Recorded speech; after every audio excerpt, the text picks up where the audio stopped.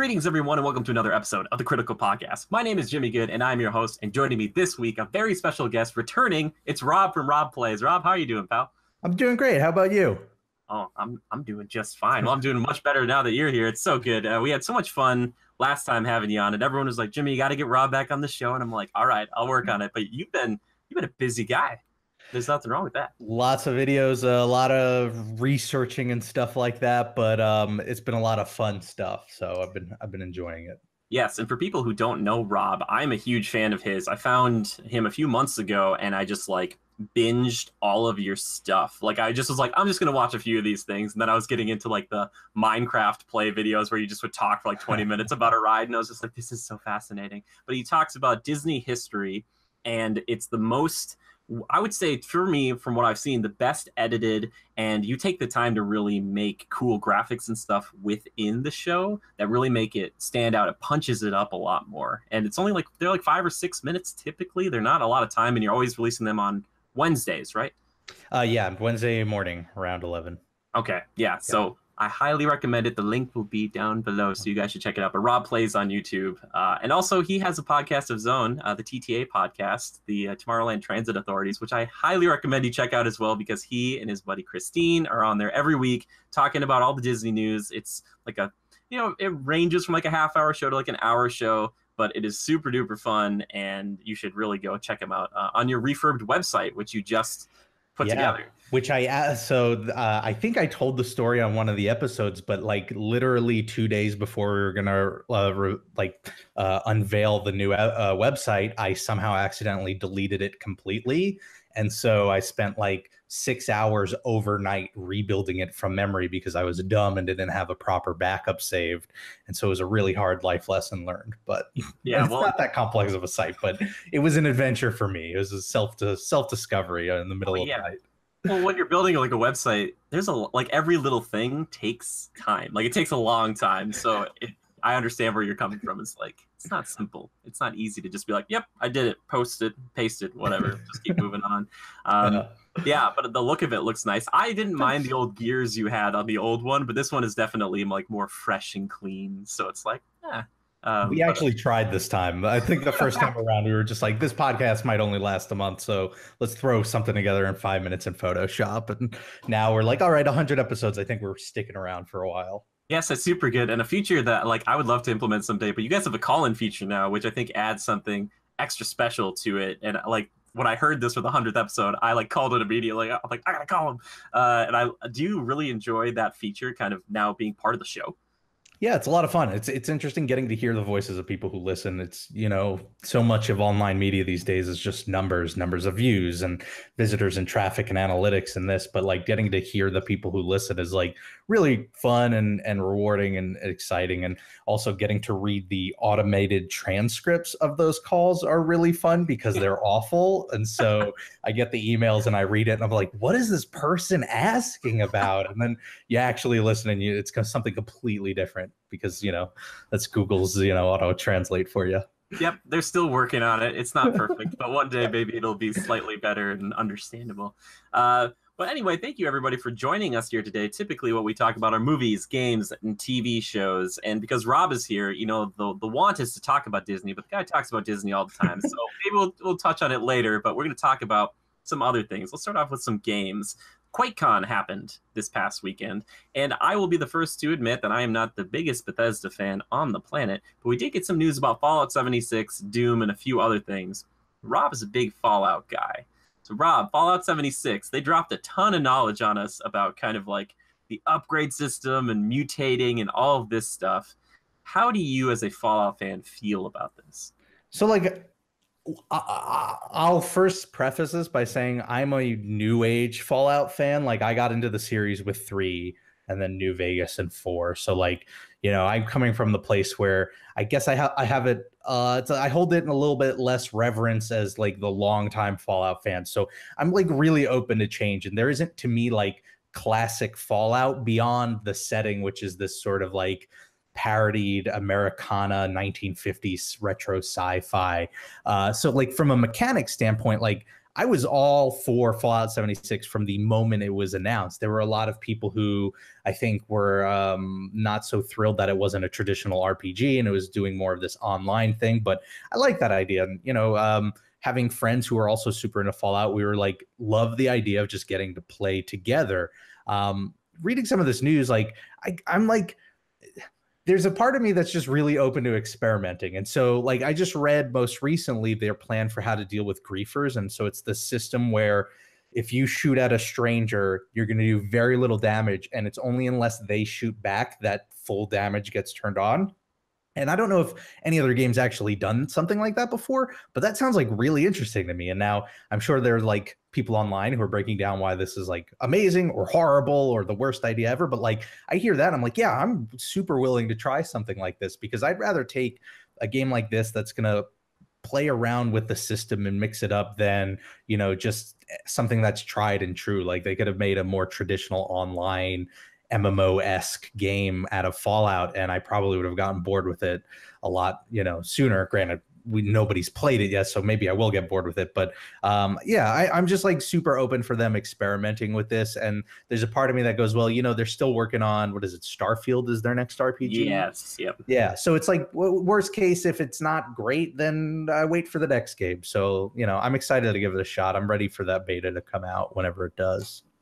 I wonder if we'll get anybody who's like trying to strafe in front of like person doing like PvE and they're shooting at a monster and somebody like runs in between and tries to shoot while they're getting shot at. They're like, oh cool, the fight started, and the other person's like, no, please don't shoot me.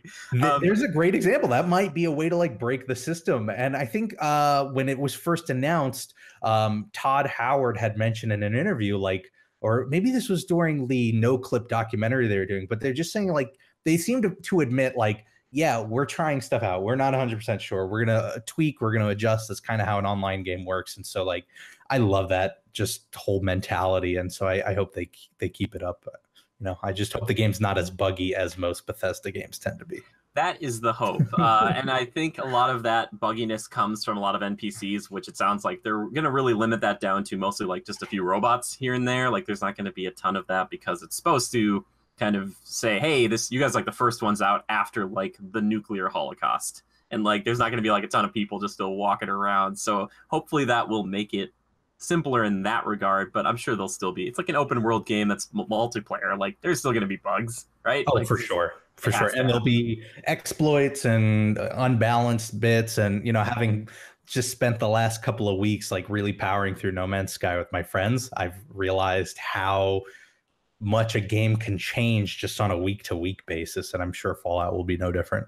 Yeah, and that's interesting too. We talked about the griefing thing, and I think there are ways to block that or turn it off or manipulate that slightly, but it sounds like if you die, you're only losing like resources you gathered for like your base. You're not losing necessarily like your money or your guns or anything. And if people keep doing this, they'll get kind of bounties on them, and then you can hunt those people down. So hopefully it will kind of turn off griefers, because maybe the idea here is that everybody came out of this vault, and like we aren't supposed to necessarily like try to, it's not like a battle royale where it's like kill everyone you see. It's like, well, maybe we can work together, or we can work together to nuke that guy, or whatever. So I'm interested to see like the social dynamics of this game and the card system too. They were running through that pretty quick. I was like, ooh, I can see people getting addicted to this. Where you're like taking the cards, like putting them together, getting like all this stuff. And I was like, oh gosh, like there's a lot here, lots of stats. Like, that's the sort of stuff I love. I mean, the griefer thing stuck out to me because I feel like that's an instance where they're kind of understanding the right direction to come from, which is like, it's about what makes a griefer rather than just PvP is that mutual consent of this is the experience we're both having. And they understand that like you need to have those two elements or else it's not fun for somebody. And the way to solve it so far seems to be to just make it unfun for the griefer rather than like letting them have their fun and then punishing them or, trying to give them something else to do to distract them. It's just more saying like, this is the situation where everything's going to work. Otherwise, it's broken and not fun and you got to go do something else. Yep. So. Well, I'm really hoping that Rockstar is taking some of these notes, because in Grand Theft Auto 5, if you didn't turn on passive mode and you're just running around, there's some people who just follow you for days with a car and just keep running you over, and you're like, stop, please, leave me alone. want to live my life. Like, it's so horrible. They're just like highly leveled, like these cars you couldn't blow up, and like they had the best guns, and just like, oh man, I'm sorry, I don't play enough. Yeah. So hopefully they'll will learn and grow, and that's cool because you have a developer this big who is doing something that's kind of indie-esque in a way of saying like, hey, we're going to experiment with something because this isn't like your pure regular Fallout game. It has a lot of those elements, but we're going to try something that changes the game and maybe pushes all of this forward as opposed to being like, yep, it's the same thing as you remember. Here you go. Like, Yeah, exactly. which is And good. and it's a stage that I think a lot of people saw coming, and I personally was looking forward to, which is that you had a lot of these like sort of more independently developed new genres. You saw games like your Rust, where it's like your survival, and then you have games like your PUBG and Fortnite, where you've got your battle royale, and people go, oh, wait until all these big AAA publishers start to like dip into that. And some people say that with cynicism of like, great, everyone's going to be copying each other, which to a point like that could be a problem if too many are doing it. But at the same time, like I remember thinking like, oh, I can't wait where like a really well-funded AAA studio can tackle this genre in a way so that it doesn't feel as like janky. And so we're kind of seeing that with that survival genre. And while there are some people who I guess might be rolling their eyes and going like, well, I've played so many hours of Rust or whatever, and I'm done with this. There's me going like, all right, this is what I've been waiting for, like a big AAA developer to tackle the genre. I want to see their take on it.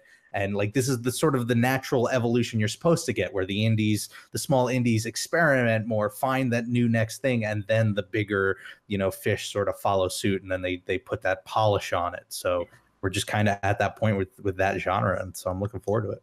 Yeah, and I love your mentality because you said self-admittedly that you're kind of a new age Fallout fan, but you're also willing to say like, hey, I love this franchise and this series, but I'm okay with it changing and growing and morphing. And even if it sucks, they still have like that or Elder Scrolls 6, Starfield, all these things still coming. It's like can't be. Or I could just play Fallout 4 for the fifth time, so I could keep myself busy that way or whatever. It's just I'm always like a fan of just give it a shot. As long as they're trying their best, then like I can't fault them for it. It's when it seems like they're not putting in the effort that it becomes a problem, which I don't think is usually an issue for like Bethesda. Yeah, no, I would never cite that as an issue that even I would have with them. It's just that I haven't necessarily gravitated towards it. And you got in at 3. I jumped in Fallout 3 and I like played it for a while and I was just like, this just isn't for me. But it's okay because like they're just, the games have changed. I played a little bit of 4 and I liked the direction it was going, but 76 is like completely different now. Like again, same kind of styles as far as like the world, but like saying, hey, this is going to be something fresh, and especially with friends, which games like this or like a Monster Hunter World, like games that are just bolstered so much more by having like 3 of your buddies, like it's like that saying, everything's better co-op. Like you could even I played plenty of bad games with my friends and had good times just because you're socializing. Yeah, I'm just saying, if they could have made Atreus and God of War like a co-op buddy, it would be a heck of a lot of fun. You're sitting there with your kid, and you're yelling at him. You're like, "You shoot your bow, shoot it right now!" And they're like, "I'm sorry, it's on cooldown. Sorry, father." Like, there could be some really good RP there. People, let's see that Corey Barlog. I hope I know he's watching. Corey, how you doing? Anyway, another game that they talked about a little bit or showed off is Doom Eternal. Now, I haven't really gotten into Doom too much, but I will say this. It's one of the games that I missed out, and I played the demo last night just for kicks because I was like, okay, let's see what this is about. After watching the video, I was like, oh, this seems pretty cool. I'm a metal guy. I love metal. I like killing demons. And they showed off something. They showed off a few things, but one of the things they showed off is that they have a grapple hook on a shotgun. Now, for people who aren't familiar with me or my work, I always say the greatest games have a grapple hook, and every game is getting a grapple hook now. It's like, okay, somebody's listening somewhere. I'm sure it's Bethesda. I'm assuming it's a grapple hook that pulls them to you, or does it pull you to them? You go to them, I think, if they're big enemy. I think even on smaller enemies, he was using that for traversal. Yeah, okay. So you see like a demon up where he couldn't get to it, and he's like went up to that. That's cool. So with a shotgun, you're like, hi, bam, like which is pretty neat. And I like the look of the game. There's something I was thinking about this, like the disconnect of the gore in that game versus like a Last of Us, because like these demons, like he's kind of smashing heads in, and then they just kind of like they're like, and then they explode like into like a blood cloud. It's just so arcadey and cartoony and funny, but it's in that same kind of vein as like a mature game as like The Last of Us, which is mature on a different level, but like the brutality of the Real violence. mature, exactly. There's that that weight of you think it could be real versus something like Doom, where it's like, okay, you're in a fantasy world for Yeah, sure. it's like the visceral nature or something. But playing that game last night, I'm sure a lot of people are excited about this sequel, and they kind of dropping this at E3 and showing off some more of this. But man, I was running around in that game like a madman because like in Doom, that's what you do. It's like an old school arcade game brought to life and just added on to with like this grapple hook. Now they have like a flamethrower, and I'm sure there's they have like a knife thing on your arm, so for your melees instead of just punching guys, now you can like bring out a knife and just like stab a guy in the chest and cut him in half, and it's just like, oh wow, okay, that was quick. So pretty brutal. I was like, okay, I kind of get into this. Like, Rob, do you have a history of Doom? I'm not. So that's the thing. So that's one game where I recognize it. Well, I recognize the history of like the original Doom and its importance in video gaming. The new reboot that came out, I played a little bit of it and it just didn't stick with me. But it was not because it wasn't good. Like that was one of those instances where I was playing and I was like, this is really well made and this is perfect for Doom, and I see why everybody loves it. But for me, like I'm a really big setting and character guy when it comes to video games, and so like the whole Doom and the demons and all that stuff just doesn't click with me as much.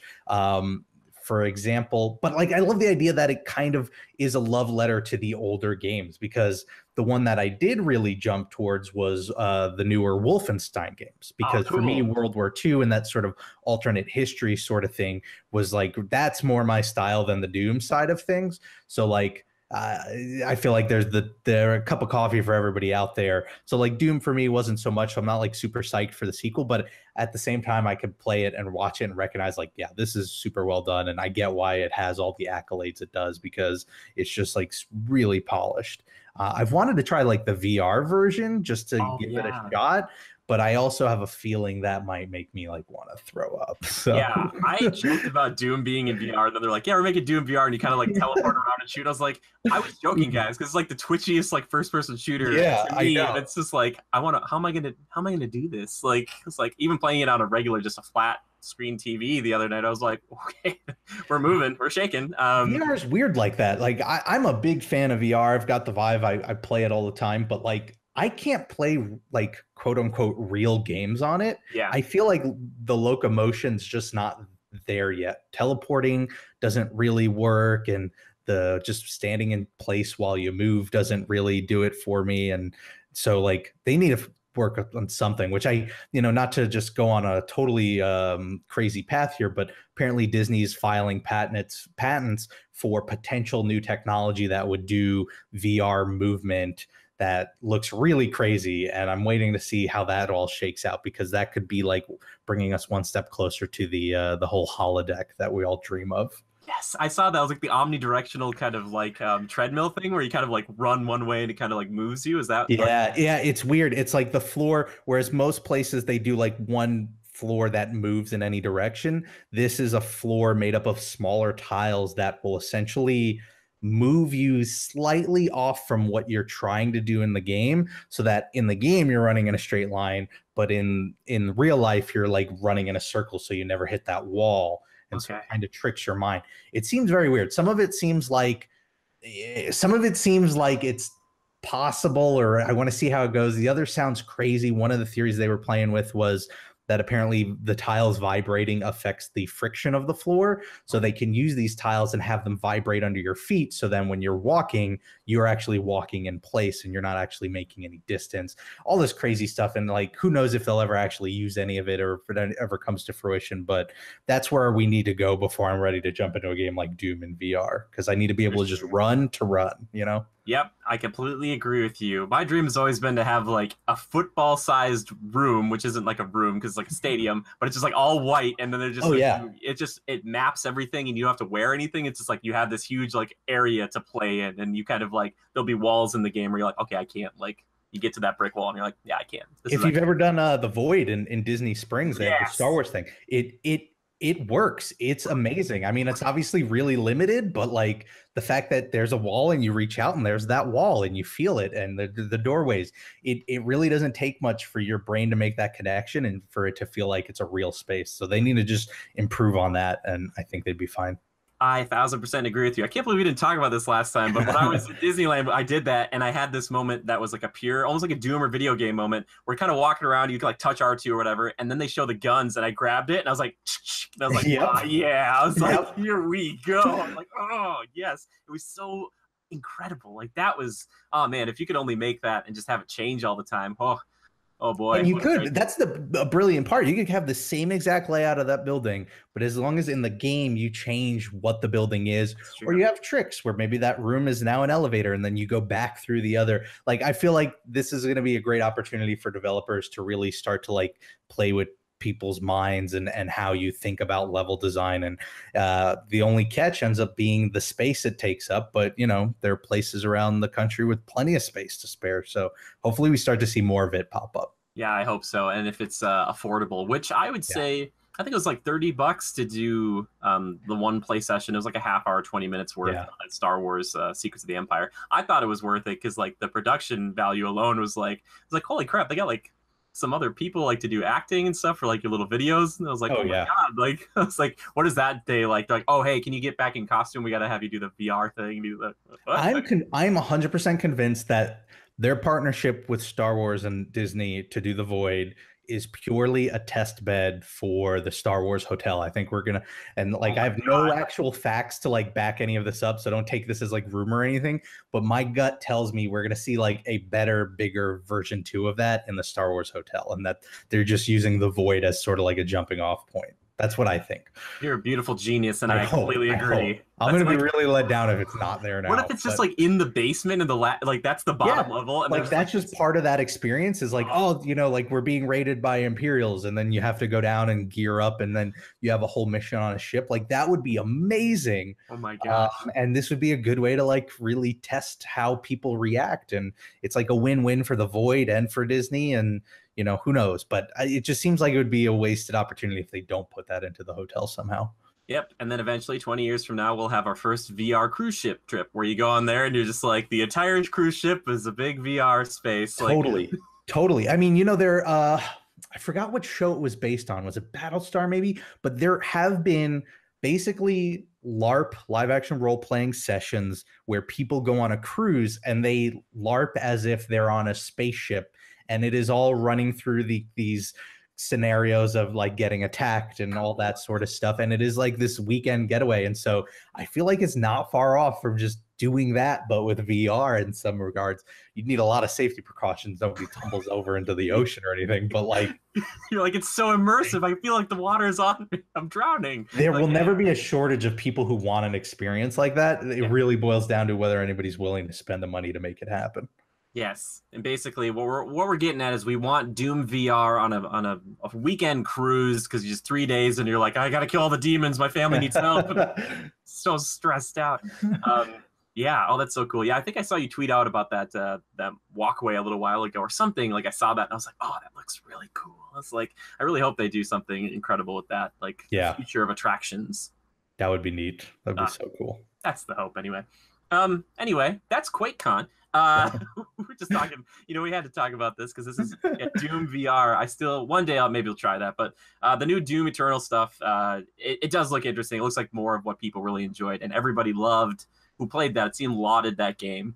So it seems like it's just going to be more of that with a few changes, especially with that grappling hook thing. I'm telling you, grappling hooks, baby. It's the future. It's so good. It's like, how would you do that in VR? I guess you just teleport instead. But, well, I guess, did you ever play the Arkham VR at all, Rob? I haven't gotten around to it. I've heard like it's one of those ones I've heard it's kind of shorter, so I'd wait for a sale. But like, yeah, it never jumped out to me. But I'd be open to it.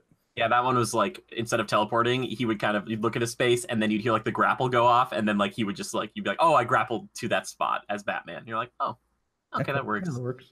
I also I want that Oculus because I want to play that Marvel superhero game or whatever they came out with. It's like first person you could play. It's like a bunch of them. I was like, that's the dream. It's like, yeah, it's expensive though. It's very expensive. Yeah, it's definitely not there yet where it's like an everybody has it kind of thing.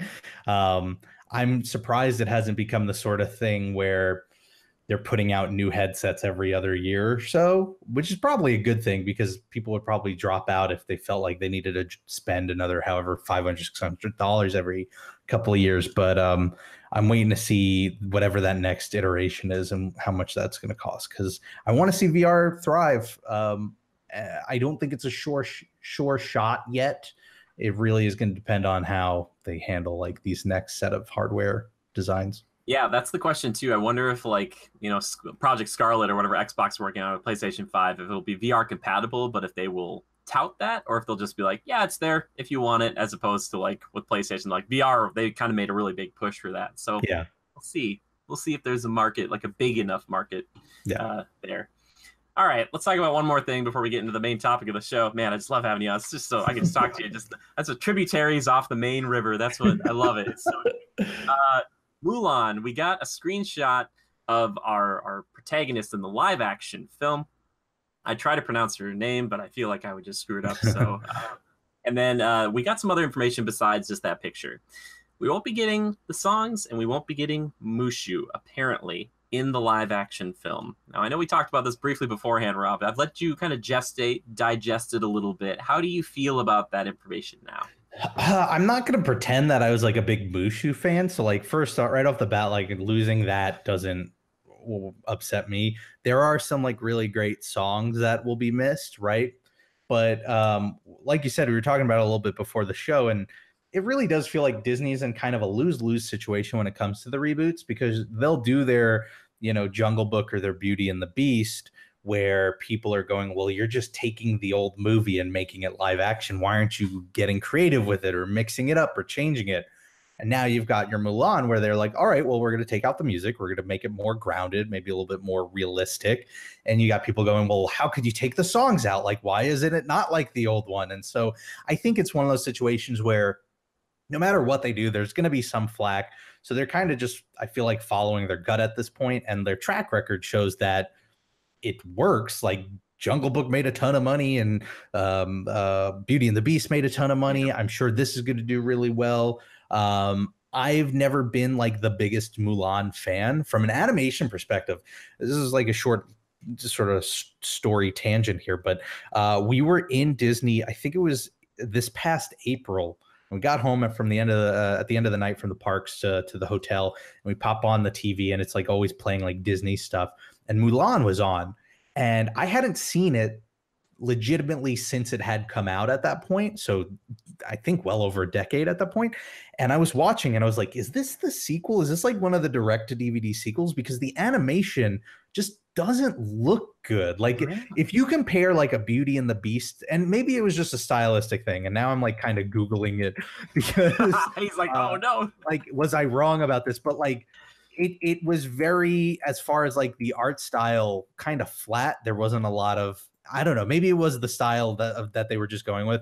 But all this to say that like, I'm clearly not like the biggest Mulan fan. So like, again, similar to like a Fallout thing where I'm coming at this from a perspective of like, I'm just lightly into it or just recently got into it. I'm fine with experimenting. If you want to do a more grounded Mulan that doesn't have the songs, sure. Like I'm going to check it out either way. And if it's bad, I'm just going to watch the old one.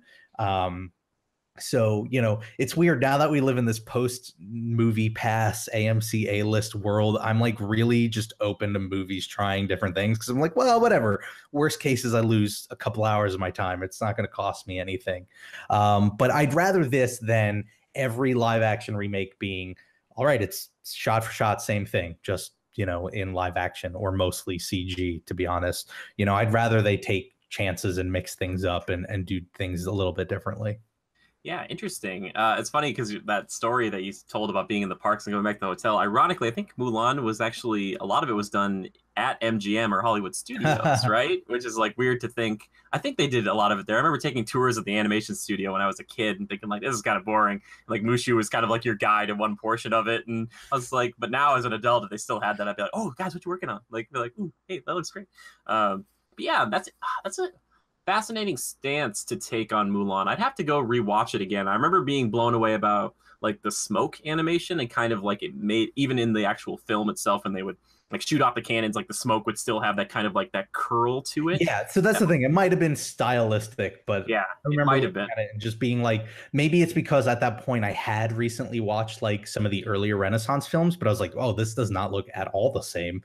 And it made it, I don't want to say like feel cheaper, but it was, I don't know, it just made me realize that I never was as attached to the later Disney 90s films as the earlier ones. Sure. So Well, like they lacks could do it. yeah, lacks uniformity. I mean, you look at like everyone in that film and they all have like sharp fingers. Like everyone's got sharp fingers. Like if you look at it, like your dad like picks up like a cherry blossom and he's got like these really pointy like fingers. It's not like nails, it's like everyone, even the bad guys got like sharp fingers. And then you look at like Hercules, which is like so stylistically different from this one, where like Beauty and the Beast and the Little Mermaid and Cinderella all seem to kind of have this fantasy, uniformity to them. So maybe that's the thing that we're missing, and the depth of vision or field, maybe. I Yeah. don't know. And I should stress, I don't necessarily mean that makes it bad by any stretch. Like, I'm sure, I don't know if there's like a bunch of Mulan fans right now watching, but like, I'm not saying it's like a worse off movie for it, but I think that was just one of those like whoa moments that highlighted to me just how little connection I had to the film to begin with. So like what they do with the remake, I'm not like super attached to it now. You know, this live action Aladdin, I'm far more going to be invested in because I loved Aladdin. And, isn't Aladdin one of the ones where there's like a song that's not going to be in it that I can't believe they're taking out? It's not Never Had a Friend Like Me, is it? I don't know. I'm not sure. Don't quote me on anything. There's some remake they're doing where like one of the key. Oh no, I'm sorry. The Lion King's not going to have a certain song or something. Oh, really? Oh, interesting. Yeah. I would think they face more of an uphill battle with something like that versus like Mulan, where I don't remember Mulan having like a Broadway musical. They might have done one that I'm not familiar with, but not as popular as like Beauty and the Beast. They kind of put in another song or two from just the musical that I wasn't familiar with. And I was like, oh, what's this song? Oh, this is pretty good. With Mulan, you could be like, okay, we have like one or two big songs that people really remember, and the rest is like, it's there and it's good, but it's not the main focus of the film. And I think that's the point, is they're kind of like narrowing that, saying like, let's make this like a legitimate thing. We got Donnie Yen and Jet Li. Let's make it like a spectacle as far as the fighting goes.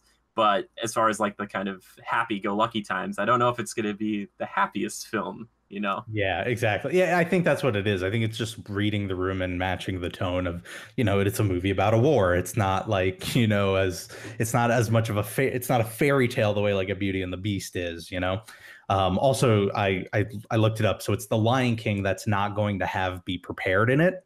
And oh, so yes, I heard about that. like, why is it not going to be in there? That one seems a little bit weirder, right? Because they are going to have all the other songs. So it's like, why are you just dropping this one? If they do something like that with Aladdin, I'll be way more affected by it than, anything they're going to do with like a Mulan or Hercules or anything else down the line. Sure. I wonder if it's because like Nazi symbolism, kind of. It could also just be a timing thing. It could be, there's so much behind it. Yeah. It could be a lot of, that's why like I'm not quick to judge these films until I actually see them, because who knows, maybe it just wouldn't work. Yeah. Well, either way, Disney sounds like they're taking Mulan much more seriously. Also, besides the war, it's kind of a woman breaking conformity, and that I think they're trying to make sure that is kind of the focal point, because there's one of the first songs. It's a great song, but her talking about like kind of bringing honor to the family by making sure she gets married off to the right guy and being like, the perfect like woman for him. They'll probably have maybe some of that in there, but I don't think they'll make it as jokey or as kind of cute as it is in the movie, because it's like that might not, again, read the room, be like, let's not. Yeah, different times. It's not going to be accepted the same exact way. Yeah, for sure. Also, is Will Smith still going to be Genie? I thought he was in like Aladdin. Is that a thing? I remember that being announced. I believe so. I don't know if yes, he is Genie. I don't know if that's a live action physical Will Smith or he's just going to voice a CG character. I think they can I think it might work. I don't know. I'm not totally shut out to the idea. Nobody's going to replace Robin Williams, so hopefully, as long as his take is unique and it's not him trying to be Robin Williams, I'm willing to give it a shot. Again, if the movie sucks, I'll just watch the old version. You know. Yeah, exactly. Well, I like that they're bringing someone who's charismatic, but will be different enough. But at the same time, watching the Aladdin play that they used to put on over at Disney's California Adventure, they had a genie there that would kind of be Robin Williams, but also would be like really pop culture centric and kind of did their own thing. Yeah. So you can really do a lot with the genie, I think, and still, not be disrespectful and just be like, yeah, I'm doing something completely different. So that's what I wonder if they're not going the route of, because I saw it in California Adventure, but I also saw it on Broadway, and they have very similar styles of like they kind of tonally are very similar the way the genie's portrayed. But that's obviously, I don't think that's what we're going to get out of Will Smith. So like I'm wondering, are they trying to keep them unique enough so you still have reason to go see the other rather than this just being like a theatrical version of the the stage play. I don't know. Yeah, well, I'm hoping he's more happy than he's been in more recent films. For some odd reason, I always think of him at After Earth, and they're like, we'll take the most charismatic guy like on the planet, like give him no emotion. He has no emotion. That's his thing. And it's like, what? Yeah. Oh boy. Last thing, we did mention it for a second. We were talking about Jungle Book. You heard that Mowgli, the one that Andy Serkis is directing, is going right to Netflix now. Yeah, I mean, it was like that was one of those moments. It reminds me. I always get reminded of Deep Impact and Armageddon, where it's like, how did you just make the same exact movie? And they were making it at the same time. And Andy Serkis seems like really dedicated to his craft, and so like it's nothing against him. It's just like it seems like one of those show business moments where the business takes hold, and they're like, yeah, are we really going to theatrically release a Jungle Book movie just a couple of years after Disney already did it and made $1 billion? Like it seemed like a losing bet. So they hedged their bets and they went with Netflix, and it still might end up being a good movie, but like I think that's just poor timing, and it's kind of sucks for Andy Serkis, but you got to make it anyway. Yep. And unfortunately, it does look like aesthetically very, very similar. Like the faces on the animals look more human, but like the whole area and like the jungle and everything looks so much alike that I think a lot of people could like, oh man, I'm so excited for the sequel. And they'd be like, why is retelling this story? And there's no songs. Apparently it's supposed to be a little darker. It's like people based on the book.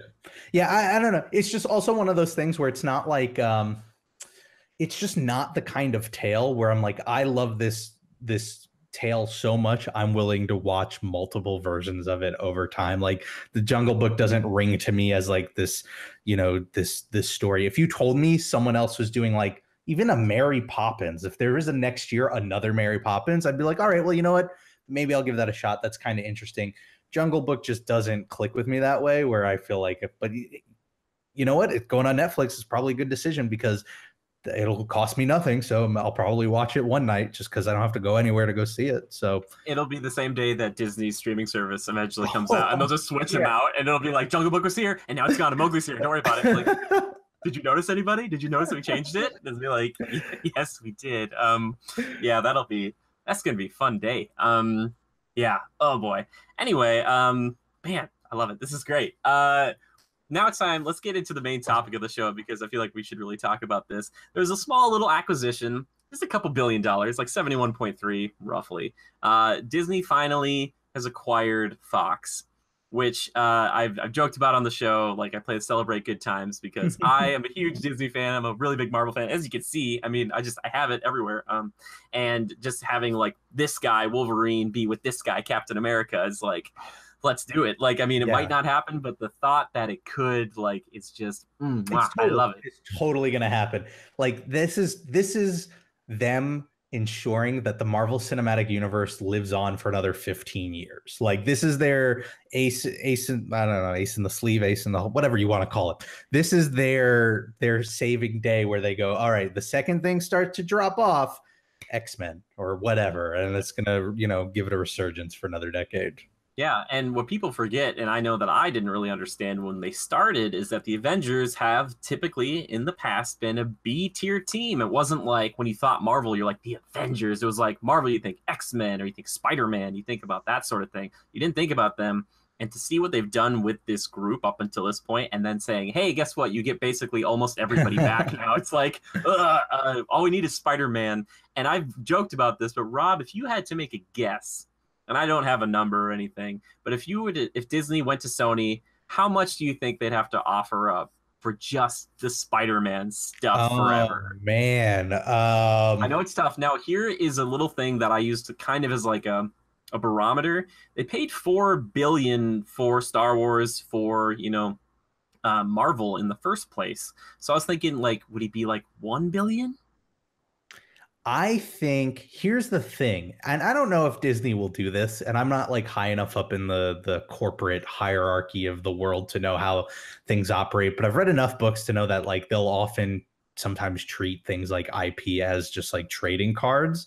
And so I'd almost wonder, would they just pay a flat fee, or would they do some sort of trade plus a fee and go, you know what? Well, we're only going to pay, 500 million for Spider-Man, but you'll also get the Alien franchise. Yep. Because we're Disney, we're not going to touch the Alien franchise. Sony, you can do something with this. People like it. Something like that where it's sort of a trade-off. I mean, look at the way this is going kind of back, but they literally traded an ESPN sports announcer's contract for the rights to Oswald the Lucky Rabbit. I forgot about that. Whoa, wow. Like, that's such a weird deal to make, but like it's a deal they made, and they knew they were going to use Oswald. I guess they were ready to let that guy go, and so they did that. And I can see them doing that with some of these Fox properties, because you hear some of these titles and you go, all right, well, that doesn't sound like it's really Disney's MO. So rather than trying to Disneyfy it, which I think a lot of people are afraid of, they might just use that as a bargaining chip to get the stuff that they will utilize in a good way, like your Spider-Man. Sure,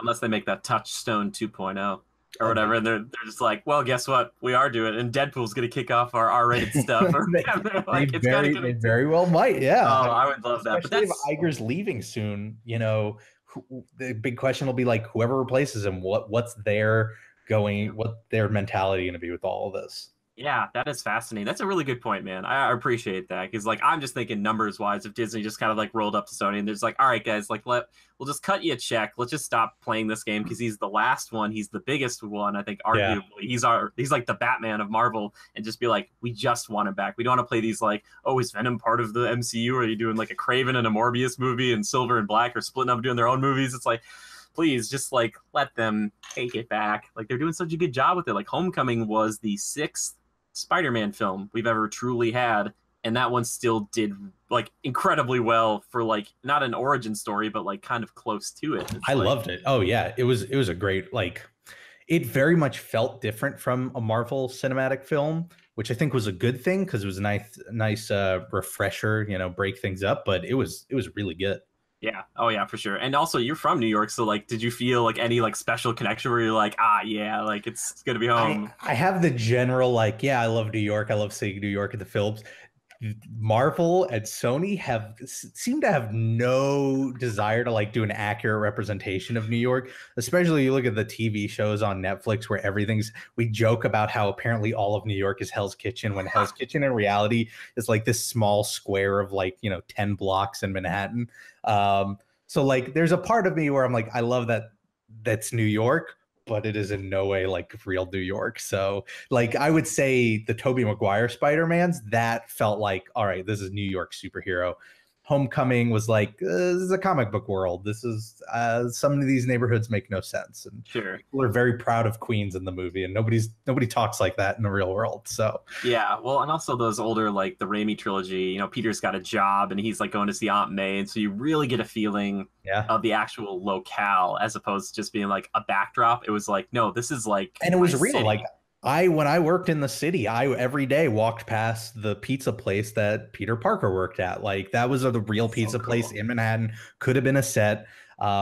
There's, I think, a little bit less of that in the newer Spider-Mans, but that's like Marvel in general. Like they're jumping around so many different places all the time. I don't mind that it doesn't feel real and authentic, because they don't approach the heroes themselves that way. So it's not meant to be grounded. I wish they do it a little bit more with the shows, because you look at your, Luke Cage and your Jessica Jones and stuff, and that's supposed to be a little bit more grounded and gritty. So I would love to see a little bit more of a realistic representation of the city there, but it's a comic book show. What are you to do? It's not the end of the world. Yeah, well, it's interesting you bring those up because I was thinking about this the other night. When that Netflix contract is done with all the Disney stuff, I don't know if we're going to keep going on with those shows, but would you personally like to see if they just were like, yeah, we're going to do an actual Defenders film or like a Daredevil film spun off with that cast and be like, yep, he's just going to be in a movie now, and then we can segue him into being part of the Avengers or something down the line? Here's the thing. I would love to. I love Daredevil. I really liked Luke Cage. I really enjoyed The Punisher. I was like a little lukewarm on Jessica Jones. I like the actress and I thought it was like really well made, but I tend to like superheroes that like more embrace being a superhero rather than trying to run from it. But like because of the Punisher, I'm convinced none of those characters will ever be anywhere near the Marvel Cinematic Universe ever, ever, ever, ever, ever. The only time I think we'll ever see a Daredevil in the Marvel Cinematic Universe is if they decide to do a total reboot. Because now our Daredevil that we've got is in the same universe with the Punisher, who is like straight up just murdering people in very gory ways that I can't imagine Disney wants people associate with. Like I remember watching through the first season of the Punisher, and every few episodes I'd go like, Captain America exists in this world. He's running around right now, you know, doing his punching bag, having like his problems adjusting, while the Punisher's like gouging out people's eyes. So like, I don't think we'll see that movie. I don't think we'll see them transition to the streaming service. I would love to, but I would understand why Disney probably won't. Because I was kind of hoping in Infinity War, even if it's just a shot, I would love to see them get involved somehow. Just see that the Defenders are doing something down there, but they don't seem to want to acknowledge that it's the same universe at all. Yeah, that's interesting, and I think you make a good point there. I wonder if they would ever just like brush that under the rug and actually make like eventually a Daredevil film, like recast everything. I would still love to see Vincent D'Onofrio come in as the Oh, Kingpin. yes. He's talked about it. He's like, I would love to be in Spider-Man. I was like, you'd be so great in Yeah. Spider-Man, but then again, he also bashes people's heads in with a car door. So it's like Right. hard to be like he's fighting Peter, and he's like, I'm gonna let you live. He'd be like, no, he's gonna try to like break his neck, like a Yeah, child's exactly. neck. It's like, ooh, just It's tough to, and you know what? That walks that balance, right? Because I don't want to jump too far ahead here, but like thinking about how they might one day implement the X-Men, you know, I've heard people talking about, oh, well, do you think they'd ever get Hugh Jackman back to like make a cameo? And it's one, I don't think they would, because once you get X-Men into this, or you get a new Wolverine, for instance, like they're going to want someone who's going to be around for a decade, and he's clearly out of the game. But also, like Hugh Jackman's Wolverine and Logan has done very violent and gory things, and I don't think they'd ever want to mix those worlds. So, you know, I think Disney's going to have to take a very careful look at how to implement this stuff in a way that takes the best parts of what they've created, but in a new way that allows it to gel with the universe they've been building all this time. Because I don't think the Marvel shows or do that, or like the older X-Men films that already exist. That's true, yeah. And also, if his cameo didn't happen in Captain America: The First Avenger, which they wanted it to, it's just not going to happen, guys. I'm so sorry. It would have been great. But maybe, you know, when we get an eventual Wolverine film, they'll do a shoot back to World War II and they'll get Chris Evans to show up or something. Yeah. And it'll be like, I'd also be down for like a fourth wall breaking, not a fourth wall breaking, but I'd be down for like a sort of meta cameo where like Hugh Jackman's maybe in the next Wolverine, not as Wolverine, he's just in it. Like sure. make him like the Stan Lee of Wolverine films now, where he's just kind of there. Maybe not saying something funny or goofy, but it's like, oh, Wolverine's fighting in World War II in a flashback, and like, hey, that other soldier just happens to be Hugh Jackman. It's just like a little nod to him or something. That would be really cool. Oh, for sure. That would be wonderful. But yeah, but that's basically, you know, you kind of touched on it here, but the stipulations for today's main topic is now that Disney has acquired Fox for the most part, the things that we, or at least I'm the most excited about, obviously, are the X-Men and the Fantastic Four and their introduction and their overall integration into the MCU.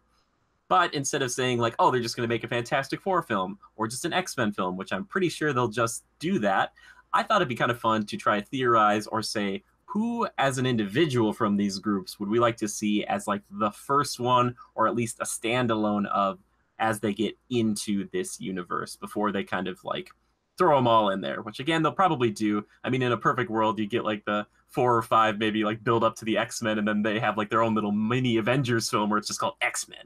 But that might be too much if they're like, all right, we're doing Storm, we're doing Cyclops, we're doing, you know, Kitty Pryde, like all these would be too much. But Rob, is there anybody that jumps out at you originally that you're like, wow, let's do that? So before I say I just, because I'm not the biggest comic book reader, I've been starting to get into them. But in the Marvel universe, correct me if I'm wrong, there is a distinct difference between the heroes and mutants, right? They're not like the same thing. Yes, I think there's some crossover where you get like people like Scarlet Witch and Quicksilver who were like kind of founding members of the Avengers. So Mhm. there's like a mixture of them, but there has been times they've come to blows because they are kind of two different factions, even though the X-Men are like Gotcha. superheroes as well. It wouldn't, it's just not considered that, like, and now I'm thinking to all their origin stories, and it kind of makes sense that this isn't the case, but it's like you would never look at like a Captain America and go, well, like he's been turned into a mutant, or I'm trying to think of other heroes in the Avengers, but like they all have sort of an accident or something that explains where Or they like are. Hulk, yeah. Right. Where is that? Maybe that's the thing. Are the superheroes typically characters where some event turns them into the hero they are, whereas the mutants, you'd say they're just born that way and they develop these powers naturally. Yeah. Um, I think it's all about how they decide to use it as well, because you're right, because they get the natural ability from being a mutant, but then they're like, okay, do I want to be like a good guy, a bad guy, or just try to like exist in society without people knowing that I'm a mutant? Whereas right. like the people who have the accidents, it's usually like more well documented and people know about it, and they're like, well, I guess like I kind of have to choose one way or the other. I can't just be like I'm going to be in hiding, Right. you know? So Okay. So here's the thing, because I think the big question of how they integrate any of these characters in from 20th Century Fox is, or more notably, I guess you'd say the X-Men, is how do you acknowledge the existence of mutants all of a sudden? Because it kind of throws off a lot of storylines if you say, oh, well, now there are mutants. It just suddenly happened. Because then what do you do with Professor X and, Magneto and stuff? But it would also be really weird if after 15 or 20 years or whatever, you finally get to that point and you go, well, they've been around this whole time. We just never acknowledge them. You need to have some sort of introduction. But assuming they find a workaround for all of that, the character I would love to see first introduced into the universe is actually Magneto, because I feel like the biggest flaw when it comes to Marvel Cinematic Films is that they have sort of weaker and more two-dimensional villains. And I think Magneto stands as a really good example of a great villain because he believes in what he's doing. What he's doing is not so different from what like Professor X is doing, but it's just in a morally questionable way. It involves killing a lot of people. And so like I think having that sort of villain introduced into the universe would be a great way of just like adding another layer of depth. I don't know if you would logic it out by going, well, maybe in this universe he's not a mutant, but then that takes away from his theme, right? The whole idea is he's born that way, and it's being persecuted for the way you're born. So it's I think it just highlights the big struggle that Disney's going to have when it comes to, or Marvel, I should say, when it comes to integrating these two, because there's just too much crucial, I think, themes behind the mutants, and you need to acknowledge the mutants somehow. But I would love to see Magneto. I want to see the villains before I see the heroes, because we already have a ton of great heroes. So I want to see a little bit more depth in that direction. now, Rob, we talked beforehand, and I didn't preface this, and you make my heart sing, because a long time ago we talked about on a show, we talked about our favorite villains of all time, and Magneto is definitely like my second favorite villain of all time, any genre, anywhere, anytime. And you touched on some of the best parts about this, because not only has he's got that history of persecution being a mutant, but it started back in World War II. And Yeah. it's like the guy just sees everybody as a threat. He's like, it's not just like this group, it's humanity. He's like, they screwed me over when I was a kid. Now as an adult, they're trying to get me too. And he's like the one mutant that has the power to be like, yeah, I'm gonna kill everybody. Like him and Charles are like the two where it's like, oh yeah, if you wanted to, you could just wipe everybody out. And he doesn't, like he wants to sometimes, but Charles kind of keeps him in check. I would love that. Now the question, like you said, is how do you get these people into this universe and Yeah. have them be like older? Because you want like an older Magneto, an older Charles. It's like, Yeah. has Charles mind wiped everybody from knowing mutants? But Magneto wouldn't live in a world where he's like, I'll sit idly by until something happens. He would be like going out there making things happen. He'd be like, I want, more fair use, or I want the like maybe he's made his island already, and like that is where he's had like his safe haven, and you want to tie him into Scarlet Witch and Quicksilver as their father. Like that is going to be one of the things that he brings in the X-Men to Can they this. do that with Quicksilver though? Well, I mean, he's okay. So mostly Scarlet Witch. I don't really we're not too worried about Quicksilver. I mean, we could do flashbacks or whatever, Okay. but you know, he adopted him out or whatnot. So it's like that's okay. But I think having that is an excellent start, man. I love that, like Magneto being your first one, and they talked about doing like when the X-Men Origins Wolverine came out, that was supposed to be the first of I think 3. Storm was another one, and Magneto was the other one. And they took a lot of the Magneto stuff and put it into First Class. Yeah. And I've been watching, I just kind of went through and watched like most all of those films. And his story, there's something about it, watching him planet hop, hunting down Nazis after he was like forced to like learn how to use his powers and his mother was killed. And it's so fascinating. It's a great origin. It is more complex of a villain than I think anything we've seen in the Marvel Cinematic Universe. And so it's something that they, I think, desperately need. And it's just, I think another element to it is how do you introduce it in a way that, and I don't mean this to disparage comic books, it's obviously a comic book universe and comic book characters, but how do you do it in a way that's not comic booky? Because I can totally see them doing like some time universe mix, and it's like boop, all these X-Men pop into existence in their universe. But like I feel like that might be a risky move, because I think there's going to be only a certain amount of just sort of, what is the term I'm thinking of? You're just sort of setting aside those realistic expectations, and I don't know. I think there's a line to cross where people might go, oh, this is too wacky. And Marvel hasn't reached that yet. But I'm trying to think, how do you work in the X-Men in a way that doesn't get close to that line? Suspension of disbelief is what I was thinking. Oh, yeah. Mm-hmm. There's that certain level of that. So I don't know. I don't envy whoever's at Marvel and has to figure all this stuff out. But when they do, I hope they do Magneto first. Yeah, and I don't want them to be super young. I really do want them to have... I want that old, wizened person, because not only do you have a villain that, like, if you just were to see him on the street, you would think, oh, he's just an old man, there's nothing to him. But to have him have that gravitas and that power, and to have that history of just, like, I hate everybody who isn't like me, like, that is so cool. And like you said, so complex. And you're starting to get closer to, like, that Killmonger villain style from Black Panther, where it's like, look at him and you're like, I get what you're doing is bad, but there's part of me that just roots for you, where you like, understand why. Yeah, there's a reason for it. It's not just because I want to rule the world, or I want unlimited power. Man, it's gonna be such a challenging task, because the other thing that I think is, like, I think to put Magneto in there without Professor X is like introducing the Joker without Batman. It's like they're so closely tied together as an arc that I think maybe that's partially why I'd want to see Magneto in there, is because you'd almost have to put Professor X in there too. And I like him as a character. I'd be okay with younger versions of them as long as it's flashback, so that in the current MCU, they're still older. I don't mind playing with time. And we're kind of seeing that, right? Where, we've got Captain Marvel coming out, and that's going to be taking place in the 90s. And you got Wonder Woman over on the DC side that's going to be taking place in the 80s, which I thought was really cool. So like, I would love for them to do more of that stuff.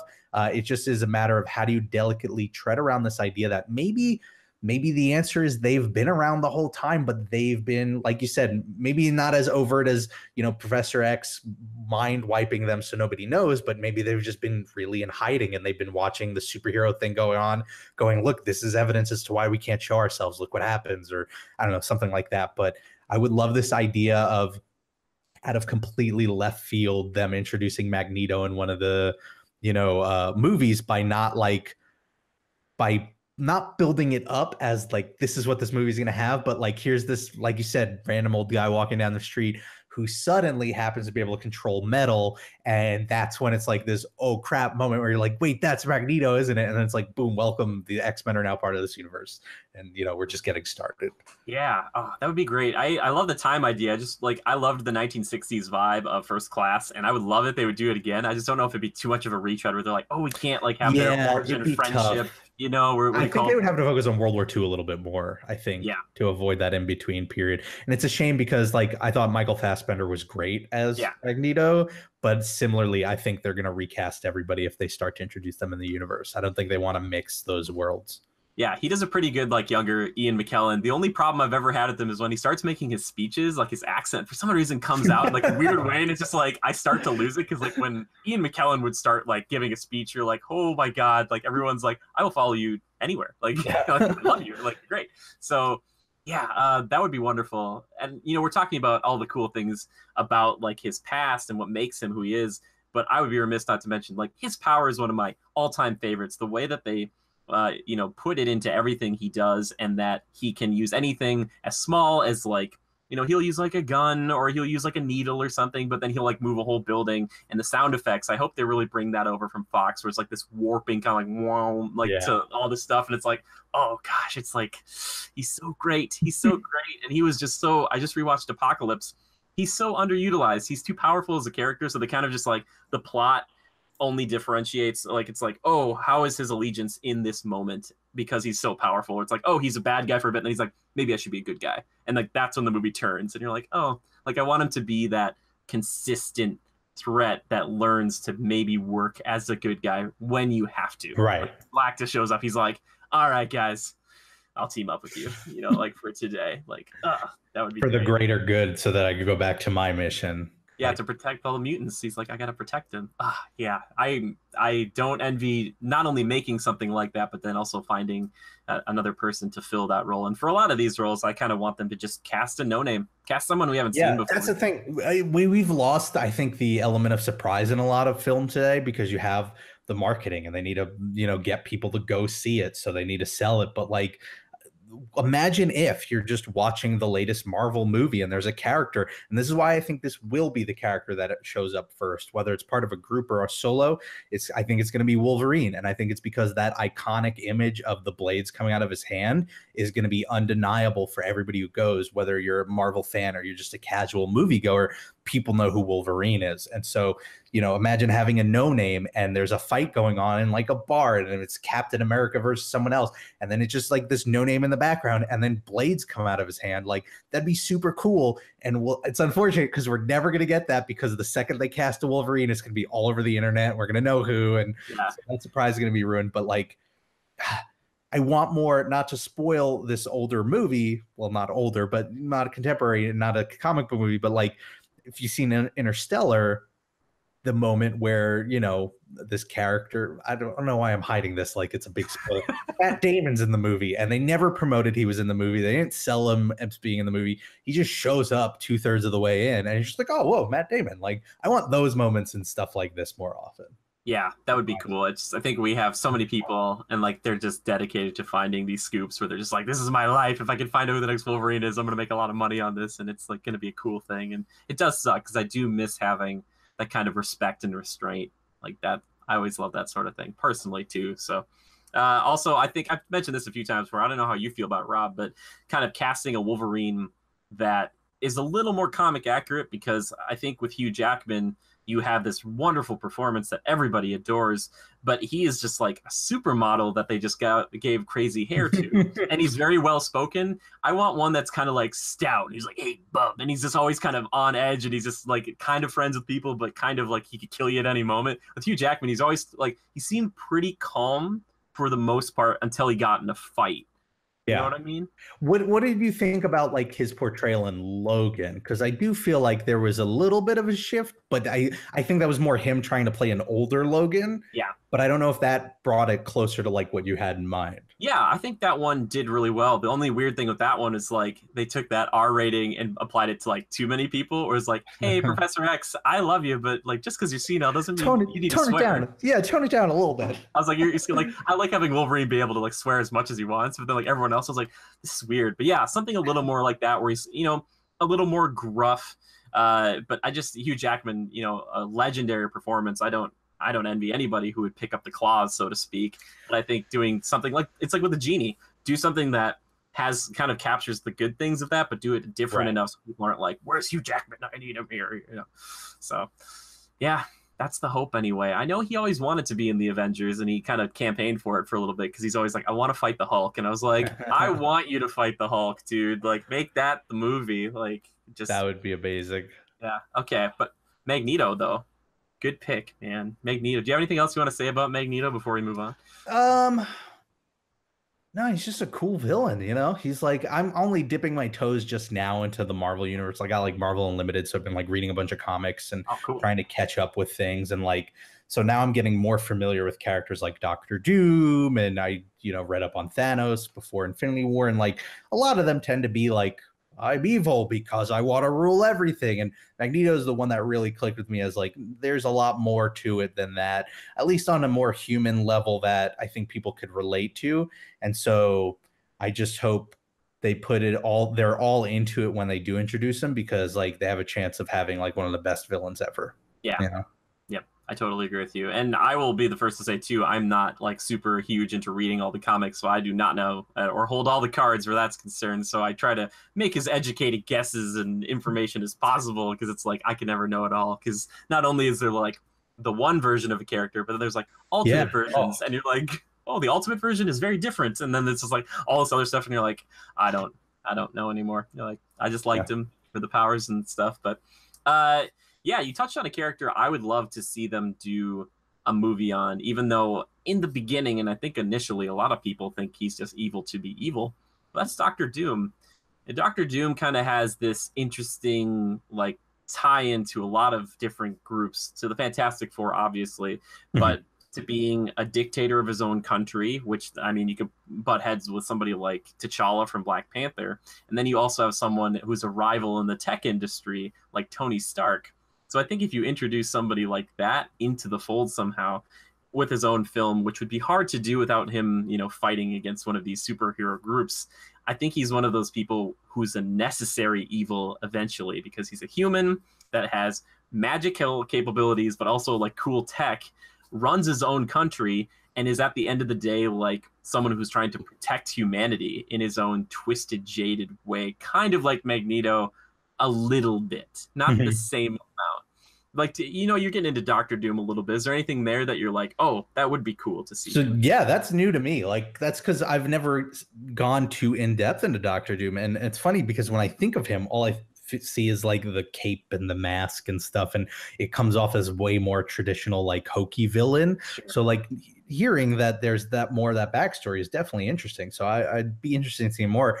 I would ask you as a fan, what would your stance be if they said, we're going to do Doctor Doom movie, we're going to try and really give him a background and focus on it, but to ground him a little bit more, we're going to lose the mask, and we'll lose part of like the hood. Like, would you be more open to them changing some of the more like visual elements to keep the character, or do you kind of want a more traditional representation of him? Ooh, yeah, and that's one of the things about him, like Magneto, that it would hurt to not see some of that stuff. So maybe what they would have to do is they'd have to do it like Raimi's Spider-Man style, where it's like you have the mask on for like the action beats, but it comes off at other portions of the film, so you can still get that. And maybe at the very end, he kind of puts it all together, like the green cape and the hood and the mask. You could do the cape too. I think the cape, you could make a costume that's like, dictator with like some sort of, green uniform with a cape. So I think you get most of that. I think it's the mask that from an outside perspective, I look at and go, oh, like that's just like a comic booky thing. Yeah.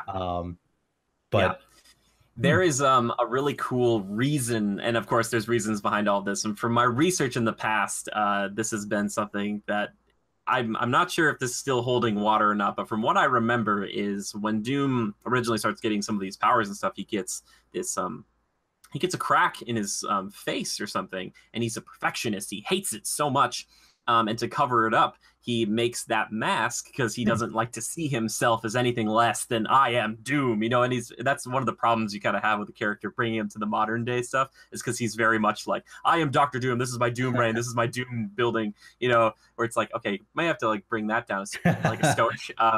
But he gets this mask, and they make it for him. In the original one, it's so hot, and he puts it on so quickly because he doesn't want to look at himself anymore. He doesn't want anyone to see it. So it gets melted to his face. And so like it's stuck on there. And so there have been like newer iterations where they take the mask off, and his face is just like all all melted. messed up. It's like destroyed, and you're like, okay, was this worth, that hatred you had for not being completely perfect? So it's a lot of it's like kind of like a psyche thing with Yeah. him, which if they got into, I think would be compelling for a villain, and then it would be even better once you saw him in another movie like the Fantastic Four movie where he's fighting everybody, and you're like, oh crap, like I know about this guy, and I know he's not all bad, but he's still kind of a psycho. So yeah, I don't know. Hmm. That would be, I think, from everything you've just described for him as a villain, I think they would make a great addition. And I think adding things like the reasoning behind why he wears the mask would give them the freedom to go, all right, well, we could take that reasoning and keep it, and then maybe just, I don't know, change the mask so it doesn't look as like heavy and metal, but it's still the same idea where, this power corrupts his face and he wants to hide it. But maybe it's a different thing. I don't know. But that's an interesting sort of character. And I like those villains that it's the ideas I know what's best for everybody, because that's a quick path that could lead to villainy. And I think it still creates for a not sympathetic maybe one, or an empathetic one where you go, all right, I get why you're doing this. It's the wrong way, but those are the best villains out there rather than just like sort of twirling their mustache. So I could see that. But I think we're on the same page. Like villains, I think are a rich vein to tap when it comes to moving these characters over, because they're just great ones out there.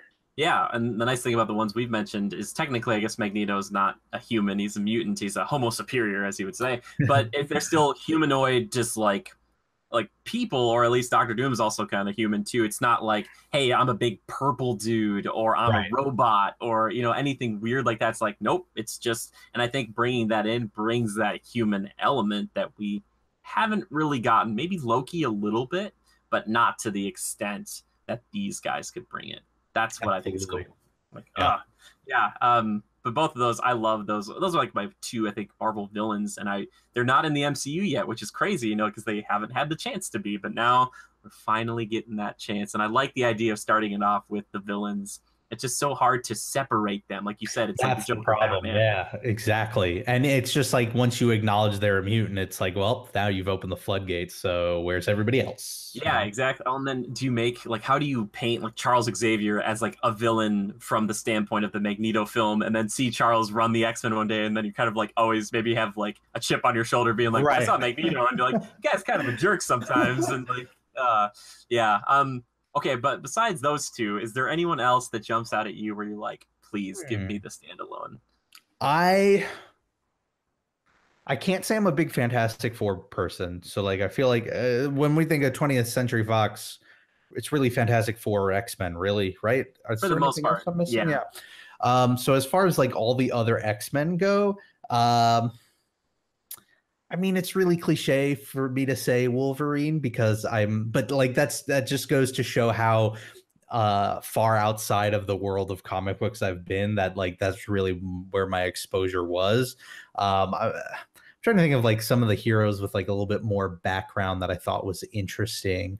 Well, my question would be, if they did a Wolverine film, which I'm sure they will do you take it back and start from scratch? No pun intended. I hope not. I hope. I can't. Here's the thing. I honestly don't think I can stand another Origins film. Sure. It's hard. But it's understandable. Like you need it. Like Captain Marvel is obviously going to be a good origin. You need to have it because there are a lot of people who don't know. I'm one of those. I don't necessarily know how that started, so I kind of need to know. I think they just need to evolve the origin, because if I go through another, second act of like, what do I do with these powers? Oh, the weight of the responsibility. How do I tackle this? Like, that's the part that I think people, or at least myself, am getting tired of. So if they can cut that down, so it's like, yeah, tell me how they got the powers and how they coped with it, but like shorten it so that we can jump right to them using it, because we now live in a world where this is accepted and we don't need to do the whole I'm amazed I've changed and transformed sort of thing. So like if we were to go back and do a new Wolverine, like I do want to see Wolverine fighting in all these wars and kind of being lost in time. I think that's an important part of his character and kind of leads to him being this crank, right? But at the same time, I don't need another 30-minute segment of like the whole what was the name of the project where he Weapon X. Weapon X. Like, I don't need a whole Weapon X arc. Like, if there's a way they can reference it in a way that is very short so that I don't have to go through that whole arc again, like that would be the ideal way, you know? Yeah, I think they touched on it in Apocalypse because they just love talking about Weapon X still, and I'm like, how did you still get back here? Maybe you just start your movie with him just like butchering his way to some degree out of that, and then just be like, yes, he's an experiment gone wrong, quote unquote, and then montage for the wars. Like, look at Spider-Man Homecoming, right? We don't get the whole scene where he's bit and he's sick overnight and he's like, what am I doing with these powers, you know, like, because we had that already. And so it just worked and it clicked, I think, because Spider-Man was enough of a part of American or worldwide culture at that point that we all know how Spider-Man became Spider-Man. So I think with a lot of these characters, you could skip their origins and just go with, you know, now we're in it and we just do brief mention. And we kind of live in a world today where it's not unreasonable to expect or ask the viewer to go like, well, oh, you want to know how he specifically got the adamantium bones? Well, check this out. There's this resource, that resource, a million different resources. There's comic books here. Like as long as a movie tells a story and stands on its own, I don't think it's a crime to like leave some stuff to imagination where you have to kind of go outside of the film to learn a little bit more with a universe like this. You can't capture everything or else these movies are going to take forever and they're going to get a little bit boring for people.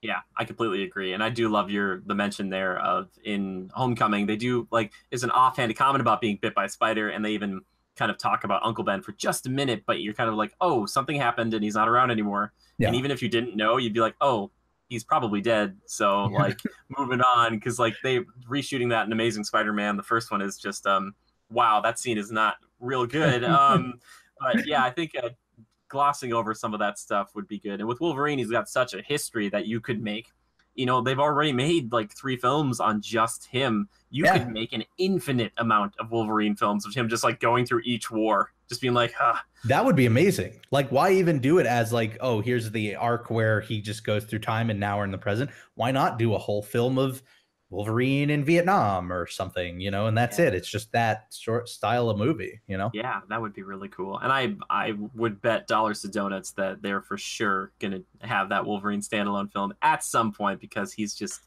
too big of a character. I would argue at this point he is like second under Spider-Man as the most iconic and popular like Marvel character. He's so well known. Like he just can't. Everybody even jokes about the sneak noise that like with the claws coming out. It's just like, yeah, man, that's just Wolverine. He's too cool. He's too amazing. Now we might get like him in his suit. Like that's we haven't seen yet. Like the full mask and everything. They teased it. And in a deleted scene from the Wolverine, he had like the brown and yellow suit in a suitcase. They never did it. And I was like, oh, like Marvel's like, we're going to do it for sure. Like we'll make it comic book accurate for sure. So yeah, Wolverine would be a good one. And like I said, that's an easy bet, right? It's right.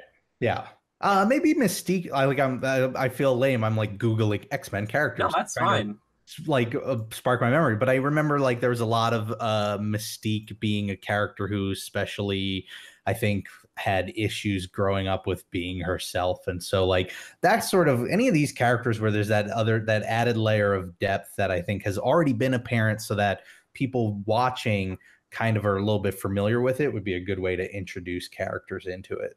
Yeah, the one thing I wish, and I hope they don't do, and it's just because Jennifer Lawrence was really hot at the time, or she was just really well known, I should say, not an attractiveness thing.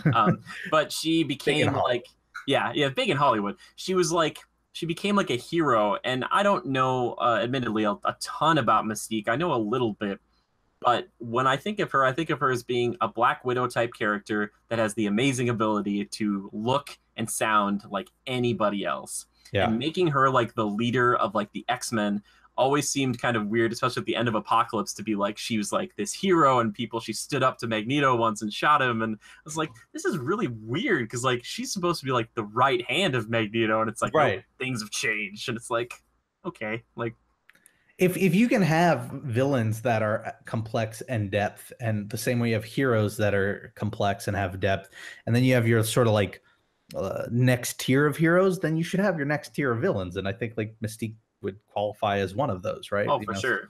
Sort of not like the leading lady of the villains, but like should definitely be in that category. Yeah. Oh, totally. One that does come up to me and one that doesn't get a lot of love and kind of a little bit of disrespect from time to time is Cyclops.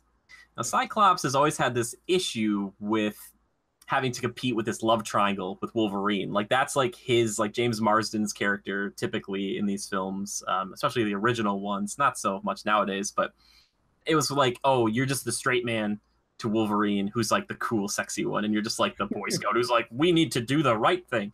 But Cyclops is actually much more complex than that. He's like a really good leader that everybody respects. He's like a really good martial artist, and I feel like he could potentially be a really good segue into an X-Men film eventually if they had to pick out like one to do if they weren't going to do Storm or something like that, to pick like him as a character, because he's very one note so far in the portrayal of him, but I think they could do a better job of it if they were given another chance. But I'm curious, where the and this from somebody outside of the comic book world, do people point out a lot of like parallels between like the Avengers and the X-Men? Because like the way you described Mystique sounded very much like Black Widow. The way you just described Cyclops sounds a lot like a Captain America type character.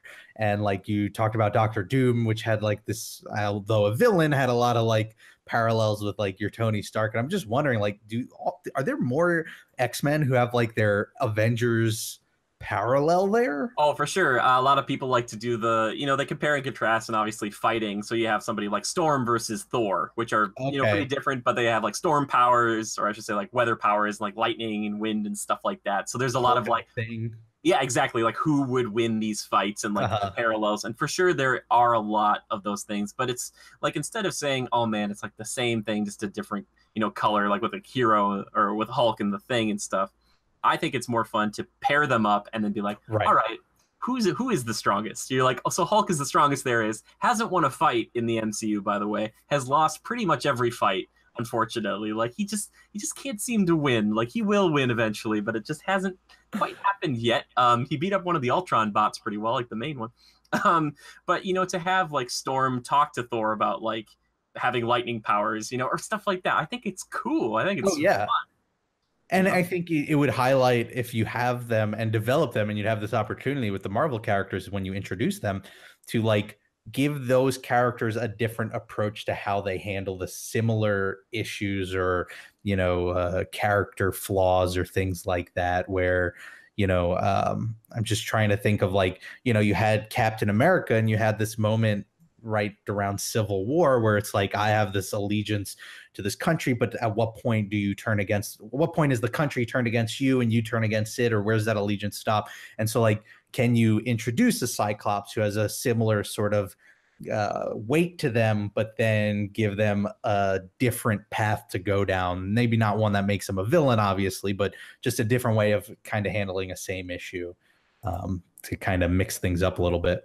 Yeah, that's interesting, and that would make them potentially come to blows at some point. I know some of the more like appreciated or ones that people like to talk about comics have been like X-Men versus the Avengers, and I wouldn't be surprised to see that as like an Avengers 6 or something, like way down the road, to be like, oh, it's Avengers versus X-Men, and like here we go, and trying to compare power levels and doing all that and having a new airport fight basically, but with all these guys instead, right? And having like Scarlet Witch in the middle where she's like, man, like I'm an Avenger, but I'm a mutant, and I want to like everybody's just stop fighting, like or just Scarlet Witch versus the other Scarlet Witch and Quicksilver versus the other Quicksilver. Just have them fight it out and just have this sort of Shaun of the Dead moment where they cross paths and they're like, oh, that would be excellent, because I really like, he was very strange, but I really do like Quicksilver from the X-Men franchise that they came up with. He's pretty jokey. He's got like the crazy like full silver outfit where you're like, whoa. I think Scarlet Witch is like a little girl in those movies. Like they're still like, anyway. But it would be funny if they had him and they rezzed the other Quicksilver and they're like, all right, fight. Who's the best? I never knew. I had always heard, but I never confirmed if it was true. I heard the solution they came upon was Marvel gets Quicksilver and Scarlet Witch, and so does Fox. But the way it would work is, Fox kind of got Quicksilver to really focus on and kind of push Scarlet Witch away. And then Marvel got Scarlet Witch and then kind of cut, Quicksilver out of the equation. So they each got one.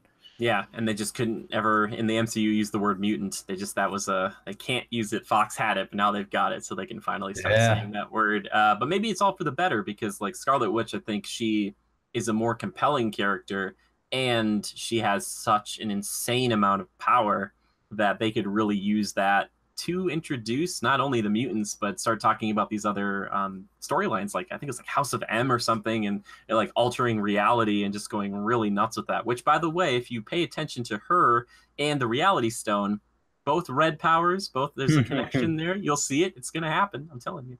But then when Magneto eventually gets introduced, like there's that ties in. You know, I don't miss Quicksilver so much in the MCU because he was kind of like, yeah, he's kind of forgettable.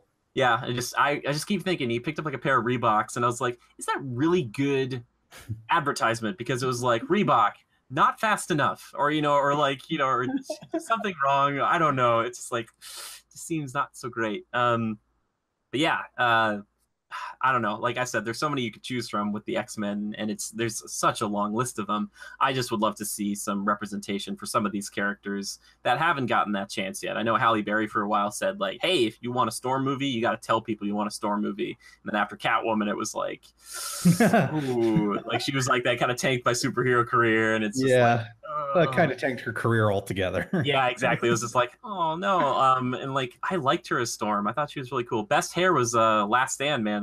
I really was very good. But would like between Cyclops, Storm, and maybe I don't know, like Jean Grey, would any of those like to you be like, oh man, let's go do that one? I've always been a little lukewarm on Jean Grey. I feel like she's got a very complex story. Everything I've always skimmed along with, especially with the Phoenix and stuff like that. And but like it was always like, I guess I always lean away from superheroes that are like weighted down with like the mental anguish of being a hero or who they are, because I feel like part of the escapism of superheroes is you want to have that power so that you can go ahead and do these great things. And that's why I always gravitate towards like a Captain America or, an Iron Man or something where they're like jumping at these powers to use them. So I guess Storm would be pretty interesting. For me, it's like always, not always, but for me, I think I'm leaning towards like, who's got the interesting powers that I think would really make for really interesting situations that aren't just full out battles. And so like, I don't know. That's tough. And so like, I guess again with Jean Grey, it was always because it's like psychic stuff that I just didn't grab me the way like, Storm would, just for being able to manipulate weather. That's a pretty cool idea. What about Gambit? Is he cool? I've never really seen him in anything. Yeah, so Gambit's had a really weird history. If people saw X-Men Origins Wolverine, they know that Gambit's in there. And then for a while, they were trying to get this Channing Tatum Gambit movie off the ground, and it had people like directors coming in and out, and they just couldn't get it to go. But he is kind of a fan favorite, and I could see them doing a standalone on him. And for people who aren't really up to stuff or understand what his powers are, basically he can take, it seems like almost any object. He prefers like a staff and some playing cards, but he can put kinetic energy into them. So if he grabbed a card and threw a card at you, it could like blow up and knock you back or whatever it would be. So he's got like a pretty fun moveset in that, like if he just is like, all right, I'm just gonna throw a chair at you, I think he can almost do it. Almost anything. I could be wrong on that. It's usually the playing cards because he's Remy LeBeau and he's from Louisiana, Baton Rouge, and he's a gambling man kind of thing. So yeah, I think he could be cool. I think it's just a lot about the casting. And again, Channing Tatum was an interesting pick. I think it would have been all right, but I don't know if Disney's just going to be like, yep, we're doing something different. I feel like that's going to be I had remember reading something where they said like, even though they've now voted on this, so the acquisition is like approved on both ends, they still technically don't own them yet because they still have to go through a bunch of like international regulatory approvals. So they might not technically own them on paper until early next year. But even then, I think they were saying it's going to be a number of years before they can start to think about how to implement the X-Men and all these properties. So like, it's unfortunately squashing any hopes that like there'll be like a hint in the next Avengers. Yeah. I don't know if that's going to happen, but like I think with that amount of time between it, it's enough for them to go like, we're just wiping this clean and we're starting from scratch. We're going to do it our way. So I think that spells issues for casting for anybody who's been, getting ready to be in an X-Men film. For sure. I feel like somewhere in a Marvel building, somewhere Kevin Feige has the big whiteboard, and they're like, "All right, guys, we finally did it." And there's like they have like multiple paths and trees where they're like, "All right, if Oh, we only have this forever, we could make them go out to here." And they're like, "Well, now it's the X-Men branch and the Fantastic Four branch," and they're like, "Oh, cool, we have some other ideas," and it just kind of like splinters out, and it's just like perfect. We're good until like 2035. It's like, oh, I have a lot of things to work with. it's amazing what they've. I mean, just going back, I mean, not to go too far back, but just going back to when they first started to build the MCU, I feel like there were so many people who are like, this isn't going to last. There's no way it's going to have this longevity. And now we're just seeing what they're going to do that I genuinely think is going to keep them really strong for the next 15 years, if not longer. Oh, yeah. Mm-hmm. Who knows what they'll do after that? But, I feel like they all know at that point it'll be someone else's problem. I can't imagine they'll all be still doing it, then.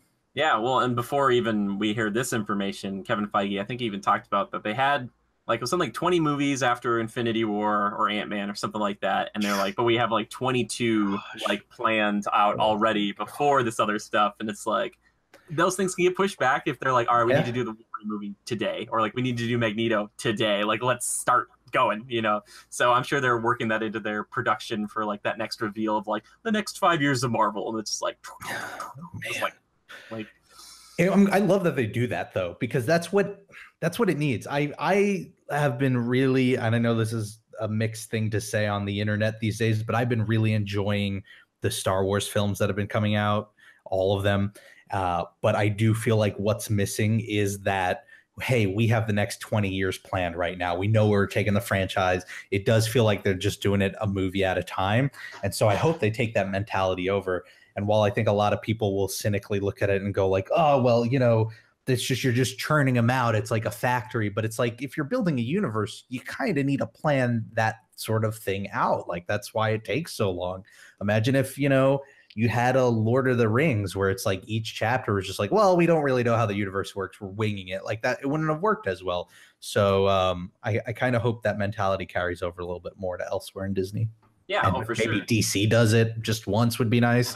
That'd be so great if they just could figure it out. Well, it's just like Disney's building like a skyscraper, and it's got to go brick by brick, and they built it up over time. And DC's like, hey, I got an idea. Let's just build it all in one day. Let's just do one day where we just make it out of like, do we have cardboard around here? Let's just make a cardboard skyscraper. People are like, why is it falling apart? It's like, oh, because Batman doesn't want to be Batman anymore, and we kind of like have problems with our directors, and it's like, figure it out. Like, yeah, exactly. Just plan ahead, take time, patience. It pays off. Well, yeah, it's just like, thinking about, I was talking about the Avengers being B tier before, but comparatively, I'd say like before all this, Marvel and DC have always been button heads, but DC has just got like Superman and Batman and Wonder Woman, the most iconic superheroes on the planet, and they can't make it work. And here's Marvel, who's like, yeah, you probably haven't really heard too much about like, I don't know, Captain America, but he's going to be a big deal and everybody's going to love him. And it's like, what? It's like Captain America? Hey, we're going to make hundreds of millions of dollars with Ant-Man. Oh, yeah. Or that was my moment of being really wrong when they announced it. I was like, oh, this is going to be the first Marvel flop, huh? Ant-Man. Who thought this was going to be a good idea?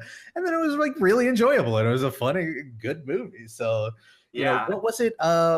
When Thor came out, was that when Justice League had come out? It was right around the same time. And a lot of people were just like, I would have never in a million years thought the third Thor movie would outperform the Justice League movie, Yep. But that was them walking before they crawled, man. It's like after I saw Guardians, I was like, so pretty much anything you do, you'll make work. I was like, you got the talking raccoon who isn't a raccoon in the tree who only says 3 words, basically 5 or whatever. It's just like, oh, okay, so you can do that. And DC's like, we're having problems with Batman versus Superman. You're like, guys, this shouldn't be that hard. I mean, just put them on screen at the same time and have them not be like complete jerks. Like, yeah, it's I just wish, I want it to be good because it's like with Universal and Disney.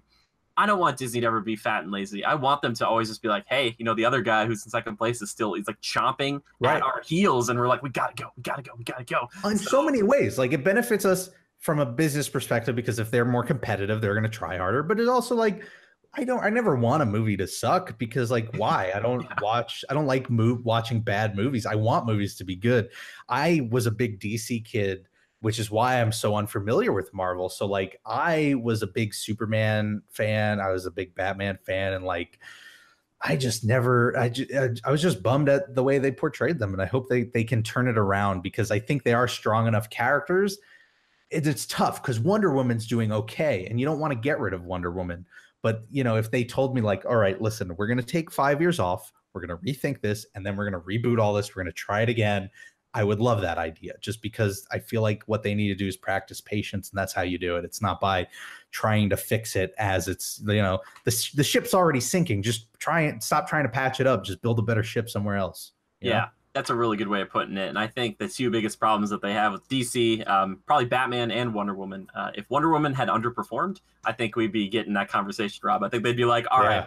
And they had that work and they were like, crap. And they're like, oh, we also had like a great female director do this. And they're like getting some goodwill for one thing. And they're like, if we crush this now, we can't get rid of this. You can't get rid of it. Here's the thing. There's no rule against it. What if they did just take the stance and go like, yeah, we're rebooting the whole thing. We're going to recast everybody except for Wonder Woman. We're just going to keep it. And you know what? Like, it's comic book movies. Like, if you can't wrap that around your head and deal with it, then that's your problem. Like, they're movies. We just need to deal with this because like, we've got a great thing with Wonder Woman. We don't want to throw this away, but we do need to start everything else over. So you're either on board or you're not. I don't know. I mean, there was a day where can you imagine like, can you imagine if they threw out the Iron Man trilogy because they're like, oh, well, we need to replace, you know, the person playing Rhodes. We need a new War Machine and we can't. No, like you replace the actor and everybody just moved on with it. You lived on. So maybe do the reverse where you keep one actor and replace everyone else. I love that idea because like some people would be kind of against it, but I think everyone who just like if that's the only thing people loved about, you know, Worlds of DC or whatever they're calling it now, they just be like, oh, okay, so we're keeping like the director and this actress that I really enjoy. Perfect. Like, sounds good to me. And I guess the other thing you have the problem too is that you've had so many iterations of Batman over the years that have done well, especially coming off like the Dark Knight trilogy. Oh, sure. And that was never like Christopher Nolan is like, I don't want this to be like a part of a bigger universe. I want this to be as grounded as possible. If they hadn't had that, and then or if they would have done that and then waited like 10 years and been like, all right, let's try this now, because it's just they're trying to make it too much like that, and that's not working. So like, all right, try to punch it up like, you know, Marvel's doing, kind of colorful, kind of light and snappy. It's just like, ooh, they're in a tough spot too because they can't just be Marvel again. Like they can't just copy Marvel. But like you said, I don't think it's working. Them trying to just take Nolan's grounded world and making a whole universe out of that. I think they need to find a middle ground, and I don't know what that's necessarily going to look like. But there's got to be something out there. Well, there should be. And you look, like I said, Batman, and I guess like the closest thing you could maybe draw to is maybe Iron Man or Cap in the MCU. But we had like one Iron or Captain America film back like the 80s, and I think oh my gosh, what was I say? Who was Nick Fury? It was David Hasselhoff, I think, or something like that. And it was very weird. And they've done older stuff, but it was never like, oh, we've done 8 Captain America movies over the years or 8 Iron Man movies over the years. That's true. The technology wasn't there to do Iron Man, and he wasn't big enough. And then they were like, all right, let's try this out. And then it did really well, and people were like, sweet. And then it's like, that's what kicked it off. And it was just like, and that was a superhero film where for once we had a superhero come out at the end and be like, yep, that's me. I'm Iron Man. Oh, that was so refreshing. Like that was awesome. I love that movement. It's like such a rock star, but just like, I am Iron Man. Everyone's like, oh my God. You know, it's just like, and then cut to the Jon Favreau. He knows what he's doing. I'm excited for his Star Wars show. Yes, that will be cool. I forgot if I asked you this before, but did you ever hear about the story with Rhodey and like what actually happened with that actor with all that when they replaced it, like Don Cheadle came in? No. So basically what had happened, at least from what this guy tells it, and I tried to research this a while ago because I'd always wondered, and it's always bothered me just a little bit. But when Don Cheadle walks into Iron Man 2, he's like, I'm here, deal with it. It's almost like he's saying it to the crowd in the courtroom, like being like, hey, guys, I know I'm not the same dude, but it's fine. So when they went into negotiations talking about the sequel, they had told that actor, they're like, hey, you know what? We're going to give most of your paycheck, which was basically going to be roughly the same or a little bit less than Robert Downey Jr.'s. We're going to give more of that to him because he is like the reason people are going to be here. So it was like a $7 million check down to like $1 million or something. And he was like, no, that doesn't work for me. And they're like, all right, well, you're gonna go away. We're gonna find someone who wants to be part of this and like be in it for the long haul and not, you know, see as like one movie as like being like, oh, it's like 20 movies. So he got out and he was like, I was the reason that got like Robert Downey Jr. into being Iron Man. And he said like they had a really like he couldn't contact the guy for months and he wanted to know what was going on. And it was just one of those things, man. It's like Hollywood. They're just like, Hollywood's rough business. That doesn't surprise me whatsoever. And it's tough because when you have like, it's all about perspective. Because I'm sitting here like, oh, $1 million, yeah, exactly. I'm like, cool, yeah. But at the same time, if it was going from like 7 million to 1 million, that is a pretty big pay cut. But yeah, he goes that this is why I would never want to be in the world of Hollywood. It just seems like a really messy place. For sure. And these were numbers I saw a while ago, so I don't know how those would change or if they have morphed or whatever. But like for me, I guess at the time, you're kind of like, oh, we made one movie and we're making 2 movies. I should probably, like, we did really well. I should be doing well. But now we're looking at it as being like a huge franchise that you'd be part of a bunch of different movies of getting tons of money for cameos and stuff. But it's like at the time, he's probably like, no, I'm Terrence Howard. I deserve more money. It's like, all right, well, bye. Like, yeah, exactly. And there's always that unknown element of like, what is the alternative? And you hear all these stories about actors who like could have been, you know, this one character that ended up exploding into his whole thing. And it's like, yep, I skipped it because I thought I had a better deal over there. And then I made, you know, some garbage movie that gets forgotten, you know. Yep. It's the gamble of Hollywood. I feel like I told you this too, but like the guy from Mission Impossible 2 who was the bad guy, he was up for Wolverine and he's like, no, Mission Impossible seems like a better bet, and then Hugh Jackman got pulled in to be Wolverine, and it's like you roll the dice, sometimes you lose. Yep, but then sometimes you're Ian McKellen and they're understanding, like, you can be Gandalf and Magneto at the same time, and it's like perfect. He's like, why do I have to choose? I'll have the cake and I'll eat it too. Exactly. Well, I think we've talked enough about those characters. If you're wondering why we didn't talk Fantastic Four, kind of hard to pull one of those characters out and be like, all right, just do the Human Torch movie. Like, he's got a sister and, you know, all that stuff. It would just be weird to have him be a standalone character. But I think, if I'm being honest, I've never watched a complete beginning to end Fantastic Four film. So I'm very I've seen scenes from the one with Chris Evans. I've seen scenes from this new recent one with Michael B. Jordan. Never watched the full of either. I don't know why they never really clicked with me that much. I was never, but maybe it's because I never gave them a full chance, or maybe it's because the movies never did that well. But well, now you never have to worry about it. I know Chris Evans joked about after this acquisition was going down, he's like, we should make a movie where it's like Cap and Human Torch and I'll play both roles. And I was like, I want to see stuff like that in Deadpool. I want Disney to keep doing Deadpool. I want it to be rated R. I want to see the Quicksilvers meet the Scarlet Witches, like both of them together. I want to see, you know, I want to see them have a whole bunch of fun with, you know, just the jokes of that universe through Deadpool. I think there's a really good chance that could still happen. But I don't know. I think even Ryan Reynolds said recently he wasn't sure. Did he say he was not sure he wanted to do a third one? Or I think if anybody, he'd be the one who would make the transition, you know, out of any cast member. Yeah, for sure. I don't think they'd replace him for that. I think the real question would become a larger, where does Disney stand in wanting to do that kind of content? Like, maybe they are willing to, because look at, you know, this weird left turn, but look at Wreck-It Ralph. Ralph Breaks the Internet, the scene where you have all the Disney princesses in a room and they're joking. Like, there was just this new clip where Merida is complaining about something and it's hard to understand her because she goes on a rant and one of the princesses go, she's from the other studio. And so, like, if they're willing to make that joke in this movie, maybe they aren't being too reverential with this sort of stuff and they can do something like a Deadpool. I hope that's the case, because that's when it's fun. Like, I don't want it to be just like, yeah, we take this super seriously. No more Deadpool. You know, we can't poke fun at our own universe. You know, like, that gets boring. That brings you down a road where, you know, you take things just too seriously. You don't want to become like a DC in that regards. Just have fun with it. Yeah, and I think, you know, Marvel does a pretty good job right now of doing that once in a while. I think of the Hawkeye speech in Age of Ultron where he's like, you know, I've got a bow and arrow. None of this makes sense. Like, he's just like, exactly. I'm telling you. And they do like that thing where he brings out like 3 and it looks like the Wolverine claw. They played it in all the trailers. I was like, you guys are so just like, we're like, this is Wolverine. No, it's not. But I think that, like, Ant-Man, I don't know if you saw Ant-Man and the Wasp, but another one that, like, it doesn't necessarily make fun of itself so much, but like that movie is just so funny and is such a good palate cleanser right after Infinity War. It's just like this is just so much fun. Surprisingly so. I thought it wasn't going to do well, to be honest, because I thought it felt like the most traditional Marvel film after everything from, you know, Guardians 2 and Thor 3 and Black Panther and like all these films where it really felt like the next wave of Marvel. And then Ant-Man and the Wasp was shown in trailers. I'm like, oh, this feels like an early era Marvel film. And I don't think it's going to resonate with people, but it was like a really enjoyable film. And I'm glad it was good.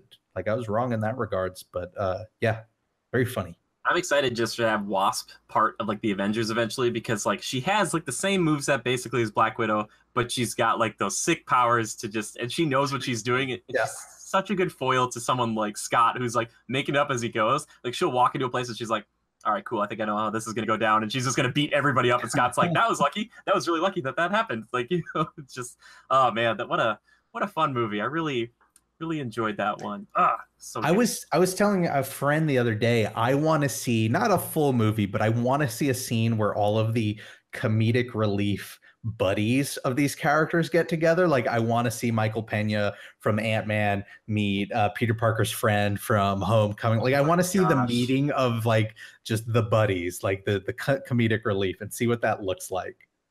Like, is that in the like the office room of Avengers Tower where like they do a big meeting and like they all come with their buddies and they're all just sitting in the chair like, so how do you in the waiting room? Yeah, they're all just like they're like, so yeah, amazing. Like life's kind of hard, and it's just like I just want to be the guy in the chair. He's like, and I guess I am. You know, they just go back and forth for like 2 minutes. And it's like, I wonder what they're talking about. Be like, I don't know. Oh, that would be amazing. Or who's the Rock character from Thor Ragnarok? Oh, Korg. Yeah, so like Korg and then Michael Pena and then the Spider. Like I just want all the comedic relief together just for one scene. That would be so amazing. Sure. I feel like I would replace Korg with like Rocket having to come downstairs and like keep everybody in check, and they're like, what the heck is that? And it's just Rocket. He's just like, everybody shut up, all right? He's like, you know, just like be quiet for just 1 second. Let me think. That'd be so great. I'm still, the moment that he meets Iron Man is like, talk about a transformative performance. But Bradley Cooper, my hat's off to you, sir. I know you're watching. I like every time I listen to him, I'm like, I just can't even. You just do so well. You just do so. He's great. I love him. I love him so much. Oh, I'm gonna get that arm. Oh man, yeah, so good. Yeah, comic relief. Yeah, let's make that a thing. Let's make that a scene, a very brief scene. Put that somewhere. Put that in there. For sure. Yeah, I think that kind of wraps up what we're talking about. But we want to know which characters you're the most excited about. Who do you think deserves a standalone film, be it hero or villain? And when we talked about villains a lot today, it's because we haven't had too many. I mean, you look at the trailer for Venom, and it's like the world already has enough superheroes. And it's like, I guess he's right, but that doesn't necessarily mean that Venom is like the perfect, like, you know, villain to kind of represent villainy. Right. So, yeah, we'll see how that movie does. It's going to be a lot of blobs smashing into each other. Are you excited about Venom at all? Not really. Like, I don't have anything against Venom, but this is the thing where it's like there's all this talk. Like, I remember seeing like rumors like, is Spider-Man in this universe, but it's not part of the cinematic universe. And to me, it's like, no, what are you doing? You're doing a great thing where everything's sort of coordinated and on track. And like, don't do this. Just if you're gonna work Venom in, that's fine, but like make them a part of the universe and make this all coherent. Don't just start going off these paths. So I'll check it out. Whatever, you know, it's not gonna cost me anything. It's, you know, we live in that world now where you got the subscription services. So like I'll see it, but I'm not like excited for it or anything. Sure. I really do like Venom, and I'm hoping that it's good, but at the same time, it's one of those things where I feel like Sony's like has Amy Pascal be like, well, it might be connected to it. And they're like, if that gets more people in, you know, great. You know, it's like we don't have to say it's in the MCU, but we could be like, well, maybe it is. You're asking as a maybe because you really don't know, but you should know at the end of the day. Like, if you want to tease it, that's fine, but at least know behind the scenes. Don't actually be wondering if it's gonna actually tie in or not. It's one of my favorite interviews, her and Kevin Feige, and she's just talking about all the stuff that it might be connected, and he's just like a big gulp, and he's like, you can see the cogs in his head going like, please stop talking. This is not like talked about. Venom is not part of this at all. And just like killing him inside. So I just wish let's do some trading card stuff. Let's get Spider-Man back and then put Venom in, because Venom would be cool. And there's Spider-Man's Rogues Gallery is also, I don't know how they have access to like Vulture and stuff in Homecoming, but not like Venom. Could they use Venom in like Spider-Man Homecoming 2? I bet it's a instance by instance sort of thing. Sure. They work out a contract or something. Yeah, and Vulture is probably pretty low on that totem pole. It's like, oh yeah, you want like Doc Ock or like Venom. It's like, well, talk, but then it's like Vulture, like, yeah, you can take him. And it's like, okay, cool, it's a great performance. Michael Keaton's wonderful. Yeah. So it worked out really well for him. But now it's time, we're gonna move on from all of this great Marvel stuff to talk about things that we do when we're not, well, maybe we're consuming Marvel stuff, but it's that part of the show I like to call Timekillers. It's where we, the games we've been playing, the movies we've been watching, the TV shows we've been viewing, media we've been consuming. Rob, hit me with it, man. What you been up to? I've been hopelessly addicted to No Man's Sky with the next update that came out. I got the game when it first came out and was one of the many people who was like really disappointed by it because it was not what it fully promised to be. And it just sort of like the illusion of the open world kind of fell apart really quick. And so I played like 15 hours and then never touched the game again. And then my friends and I decided like, oh, let's try out this new patch. It's got all this stuff, base building, and you buy ships and you build fleets, and there's more to it. And so that's been a really fun, I call them my poker games, which isn't that they are poker games, but like they're the kind of games where it's more about me and my friends hanging out and catching up, and we're just playing a game on the side. Like PUBG was our big poker game for a long time. We weren't actually concerned with winning or doing well. It was just a time killer while we hung out. And No Man's Sky, like these past few weeks, has been my poker game where it's just I hop on, I work on stuff. It's very much like a Minecraft where there's no real set end goal. It's whatever you want to do. And I know there will be a moment where that like a switch flips and I decide, oh, I'm bored with this and I'm done, and I put it away, and that's fine. It'll probably be when like Spider-Man or Red Dead or Fallout comes out. But until then, like I love it. I just load up. I've been working on building bases, and you build a space fleet and you fly around, and it's just like a really fun experience. If you have the game and you, like me, kind of never touched it after a while, the update's free. It costs nothing. It's worth going back and giving another shot because it really does feel like a very different game. It's same in its core, but it adds so many different levels in between that it doesn't feel like the shallow experience anymore. That's really cool. And like from looking at it, it does look like a vastly different game, especially from that third person perspective, which changes things up quite a bit, I think. And it kind of reminds me of like what I think, and not that this is in the same vein necessarily at all, but like Mass Effect Andromeda, if they would have had stuff kind of like what they have in this, I feel like would have really bolstered like that game, because it seems like it's kind of got the same vibe as far as like kind of space and exploration and setting up a base. And it just seems like this game is finally getting to where it needs to be, and that's because it launched as a fully priced game. If this was like a $30 or $20 game, we might be waiting like another year or two before, or maybe never getting like this big like, hey, we're changing a ton of stuff, come back please. Like, so kudos to them. As many people said, this game now is what the game should have been when it came out. This is now a complete game. It wasn't when it came out. It was like an early access game that people were paying $60 for. There are a lot of arguments on other side of whether you should reward them for that, or like, should you, but like, it's been enjoyable. Like, and they've been patching the game every couple of days. It's still kind of glitchy in a lot of places, which is, I think, is almost building my resistance level for when Fallout comes out, because I might load up and there's a thing that's breaking the game, but I know in a couple of days there'll be another patch, and so I'm a little bit more forgiving of that.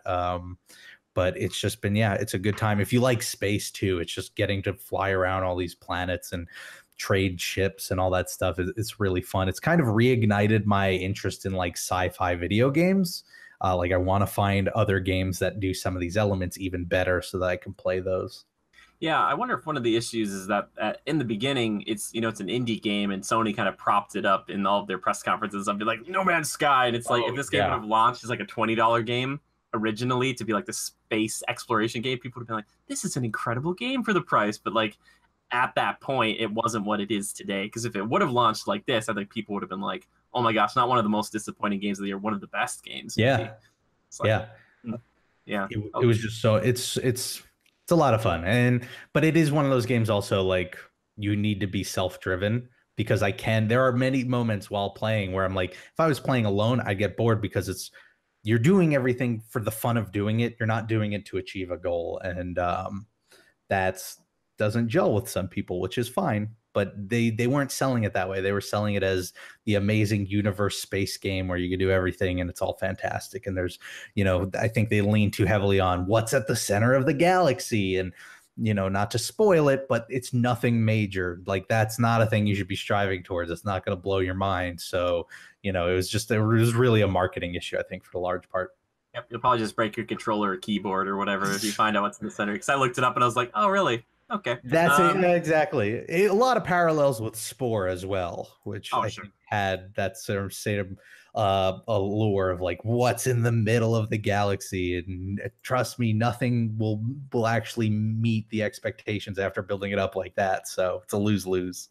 I want it to just like be the opposite, where they're like, what's on the edge of the galaxy, and once you get there, it's just like this constant, like the Big Bang is still going out, and there's like a planet forming in front of you, and you're like, oh, it's a planet that just formed. I'm gonna land on, see what's on there. That would be amazing. Yeah, that'd be really cool. No Man's Sky dose. The sequel. But besides No Man's Sky, you watching anything? You see anything lately? I've been going to the movies a lot. Not to plug any service because it's not like they're paying me or anything, but I finally switched from MoviePass to AMC, so I'm like getting back to the films again. Is it worth it? If you have a good AMC nearby, it is. Like, I feel lucky. I live in New York City, so like I've never been short on theater options, and so like I always went to an AMC anyway. So it's like, all right, well, I'll make the switch so I can actually see movies. And I'm the kind of person where like I'll take a day off and I'll want to see 2 movies back to back, and so that service allows it. I love it. So it worked for me. It's not going to be for everybody. For other people, there are others. I think Cinema's a new one, SINE.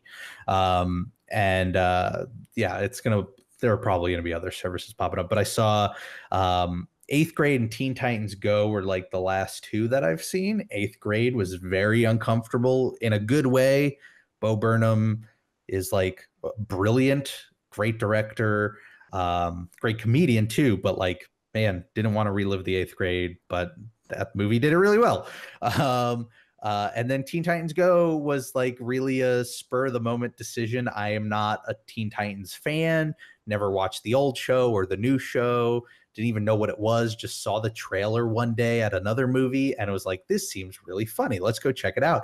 And we laughed harder than I think most comedies I've seen this past year. Like, it's super funny. If you can, I know after researching after the fact that it's like a very controversial show because you have fans of the older the show that don't like the tone shift.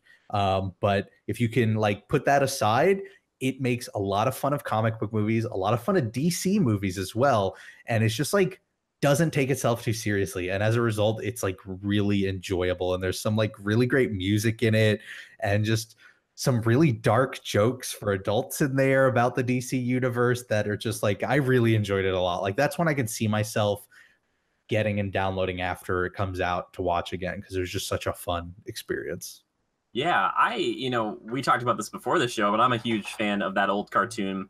And I have tried getting into this new show, and it hasn't really worked for me, but I'd be willing to stream this one probably from watching the trailer. Yes, they do kind of ruin my boy Deathstroke, but the rest of it seemed pretty good, kind of like Robin having this inferiority complex for the Titans as a whole, where they're like, yeah, we're the real heroes. And he's like, we are heroes. And they're like, yeah, where's like Batman? Yeah. He's just like, oh, and he's like, dang it, I want to be taken seriously. And in all fairness, I've seen the show since then, and the show's not, I mean, it's like the same sort of level of humor, but the movie definitely has, and this is what other people have been saying, it has more heart than the show. The show, because those episodes are like 10 minutes long, they're mostly just goofs, but here it's like goofs with like a little bit of an underlying theme. So I think I enjoyed it more for that, because it wasn't just making fun for the sake of making fun. There was like a story about him trying to feel like he was important and that sort of thing. So like, as a movie, it was good, but then as just making fun of all these, like, so many things that I don't even want to spoil, because like if you see them, they're just hilarious, made it like for a really entertaining watch, considering that was like a last second, the movie we wanted to see was sold out, so we just decided to go see it. It was a great experience. Okay, I feel like I have to watch it with somebody else too, because sometimes I watch like a comedy, and really a lot of those depend if you watch it with someone else, because I feel like you're not laughing, it's just like, I'm wasting my time, Yeah. Yeah, for sure. You need someone like a group maybe to just be like, oh, that was pretty fun. Like a chuckle becomes, much more gregarious. Or whatnot. Oh, yeah. And when we saw it, it was like a mix of kids and adults. And you could tell that they developed humor for both, because there are like a handful of like really childish jokes where it's just like scatological humor and stuff where it's like, Bits of it are funny, but a lot of it is just to appeal to like 6-year-olds or something, and it works. And you hear 6-year-olds going crazy, and then there'll be like a really subtle joke about like Batman's parents or something in there, and you hear all the adults laughing and like disbelief that they just made the joke they made, and that like whoever wrote this wrote it for both audiences, which is great for a kids film because it makes it that much more entertaining. Oh, that's wonderful. And that's what I love about, animated films nowadays, because they usually throw in like 3 or 4 kind of like, oh, blink and you miss it, or if you didn't hear it type of thing. You're like, oh, that's like an adult joke. But to have something that's got that dichotomy, it's got a lot of it, yeah. Which is really good. Because like between this and like Ant-Man and the Wasp, those are maybe movies you can bring your kids to with the whole family. But I saw people bringing their kids into like Infinity War and Jurassic World Fallen Kingdom this year. And I was like, what are you doing? I was like, get them out of here. Like, it's like, this is not like it's like, oh, let's sit down together as a family and watch them try to murder this guy. It's like, no. It's like, wow. It's like kids are like freaking out. They're like, oh my gosh, what happened? And it's like, I want to explain to you the intricacies of the movie industry. So this will make you feel better. We got contracts, baby. But yeah, so that's cool that there was that kind of bit of both in that film. And Incredibles 2 kind of scratches that itch a little bit, right? Yeah. Oh, that was, I think that's where we saw the trailer for Teen Titans, but that was also a really good movie. That's one of my, I think, going to be up there as one of my favorite Pixar movies now, just because it's, I don't know, it clicked with me, the setting and the vibe, and then the humor was really good, and then the message underneath it was really well done as well. It's a shame it took like a decade for it to happen, but you know what? It was worth the wait.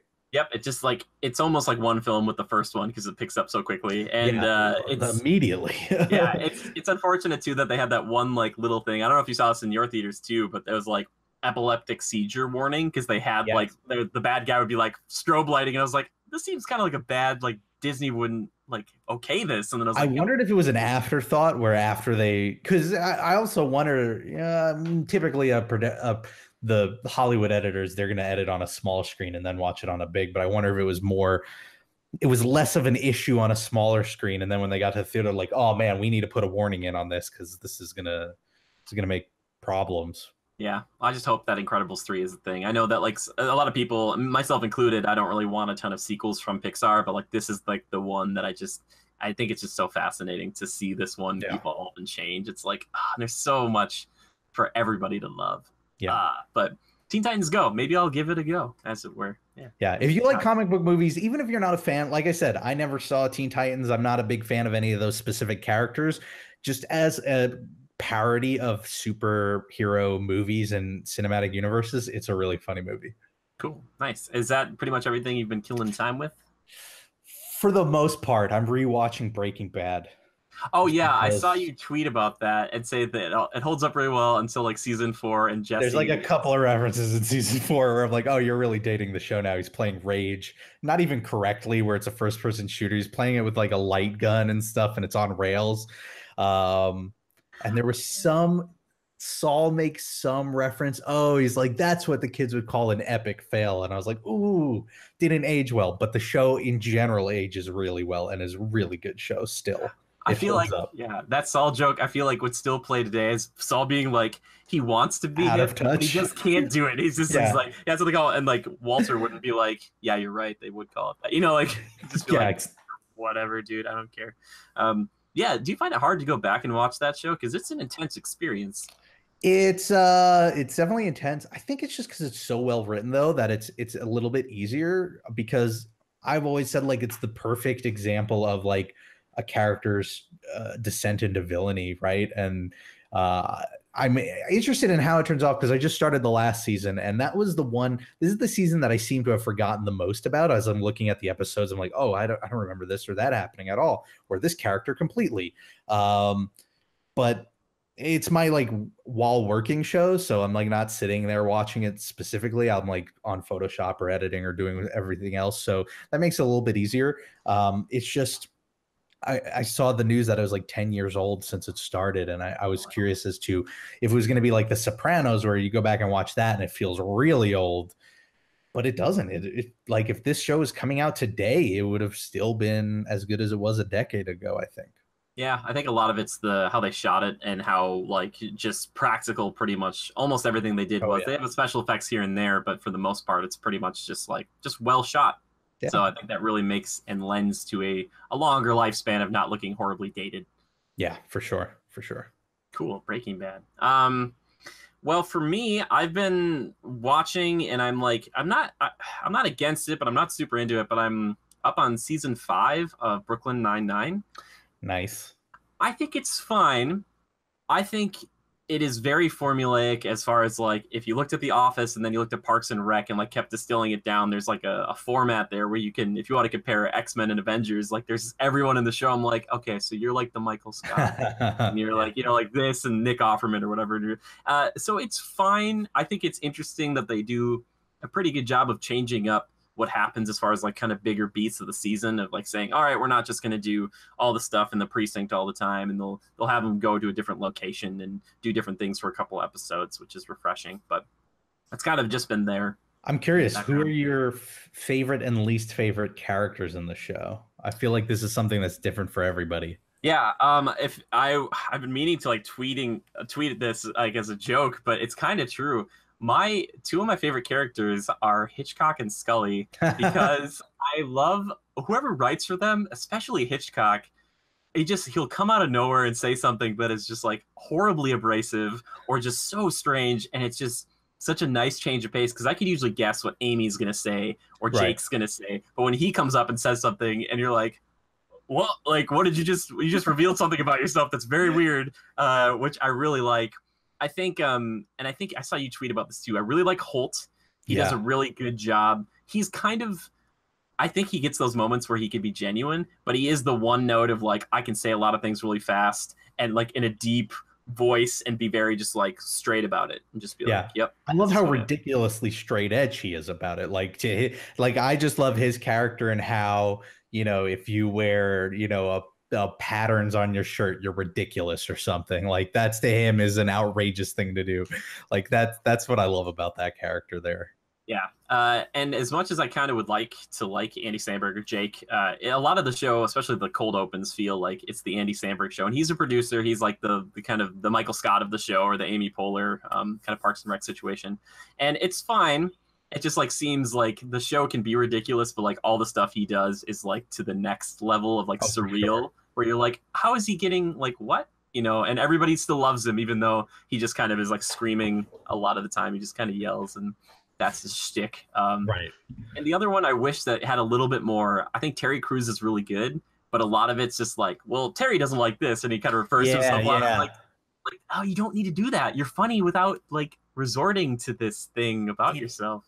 That's a great point, because I was going to say, I was almost going to list him as my least favorite character, but it's not because I think he's a bad actor or because his character is bad, but I think it's because he doesn't get the full potential that he could be getting, like from a written perspective. Like I think it's just an unrealized potential is why he's like the weaker character.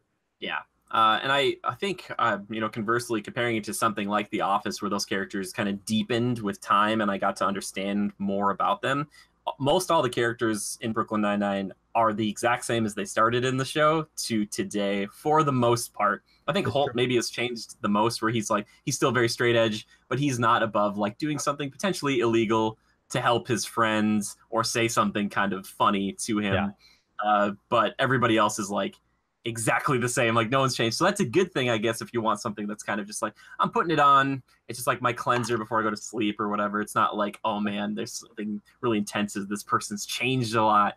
So I guess that'd be my criticism, but the show's fine. I think it's interesting enough to keep me wanting to watch it, but it's not something that like when people were like, it's going away, I live for this show. I was like, you live for this show? I'm like, okay, that's all right. I didn't know. I'm sorry. But NBC. It's funny because when it was first announced and it was like, oh, I was one of those people who never gave it a chance, because it was like, oh, another cop procedural show. And yeah, Andy Samberg's in it, so it's probably a sitcom, but I was picturing like laugh tracks and like I was picturing something that was not that. And I felt like they didn't really do a great job of like getting out the word of like what this actually was, because once somebody told me, they're like, no, just watch a few episodes, give it a chance. I was like, oh, this is not at all what I was expecting. And I'm glad for it. Good. Well, like I said, it's not, I don't think it's bad. I think there's some interesting things and funny things that do happen in there. But, like I said, I come from watching like The Office and Parks and Rec. Right. So if you like that It is a lot like that, but I would say I'm not laughing maybe as much. Maybe it's just because I'm used to the format of this like documentary style show where there's like 2 or 3 cameras in a room with people and they don't acknowledge it, and it's just like we're always just following around the weirdness of whatever's happening. Right. So, yeah. Besides that, I finished Lego Marvel Superheroes, the first one, which just got me I'm just like a hot mess because it's like you get Magneto and Doom and the X-Men, the Avengers, everybody, Galactus is just all together interacting with S.H.I.E.L.D. and I love it. I'm like, that is my MCU one day. Like all of them together in this great, just like melting pot of wonder.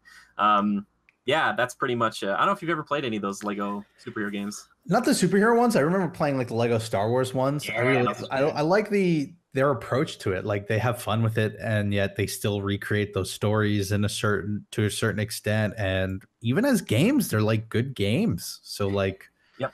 I don't know why I haven't played more. Maybe it's because there's just nothing where I'm a big enough fan. Like if there was ever a Lego Bill and Ted, not that there ever would be, but that would be amazing. Maybe I would run out and get that. But like the Star Wars, I think, is the height of the fandom where I'm like, yeah, I'll play the Lego version of that because I love Star Wars and I'll enjoy seeing these characters. But they do a good job. Yeah, well, Lego Dimensions would have been your closest Bill and Ted. I think they could have just popped them in and been like, here you go. One cool thing about this first game, and I'd love to see in, I don't think Spider-Man's going to do this, but you could like fly around New York. And then you could fly up to the helicarrier if you had a flying character, so you could just go right up to it. And you're just like, all just in real time. And it was just like, there wasn't a ton to do outside the missions necessarily, like little races and stuff. But it was, I mean, I beat the game and it's like 20% complete because you look at like the board of all the characters you can get, and you're just like, unlocks and all that stuff. I'm like, oh my gosh. But yeah, I still like the Star Wars ones, maybe a little better. But the writing, now that they can like do full voice acting, because back in the day it was a lot of like miming and stuff, which that was pretty funny still. But they've got some fun writing. They have this moment where Mr. Fantastic saved somebody and he turned into a parachute, just like Elastigirl or Mrs. Incredible, and he says to them, I saw this in a movie once, and I was like, that's really funny. Great. I'm like, they just had a license for, and they made a Batman joke at the very end of this one, but it was Black Panther and like his old cape and like so it looked like Batman, but it's not Batman, and it's like, that's like, so good. So I recommend that one if you're a Marvel fan. I know they've made a Lego Marvel Superheroes 2, but they also made like a Lego Avengers, which are 2 separate things. So one's more MCU, I guess. One's not so much. I don't know. I haven't really looked into it. But yeah, so that's pretty much most of the stuff I've been killing time with. And My Hero Academia once in a while. I forget if you're an anime guy there, Rob. Not much. My girlfriend is more so. So I'm like I'm totally out of the. She's I don't know. A good person. Yeah. I've never. I'm trying to think of any that I've tried to get into. I always given it a little bit of a. I guess the closest is like I watched the Persona anime when I was really into Persona 4 Golden. Sure. So there's that. There you go. Hey man, that's fine. That's like, and then the game itself is like an anime. So maybe one day. There's so much media to consume. I need to finish Persona 5. That game feels like it's never gonna end, and I can never like.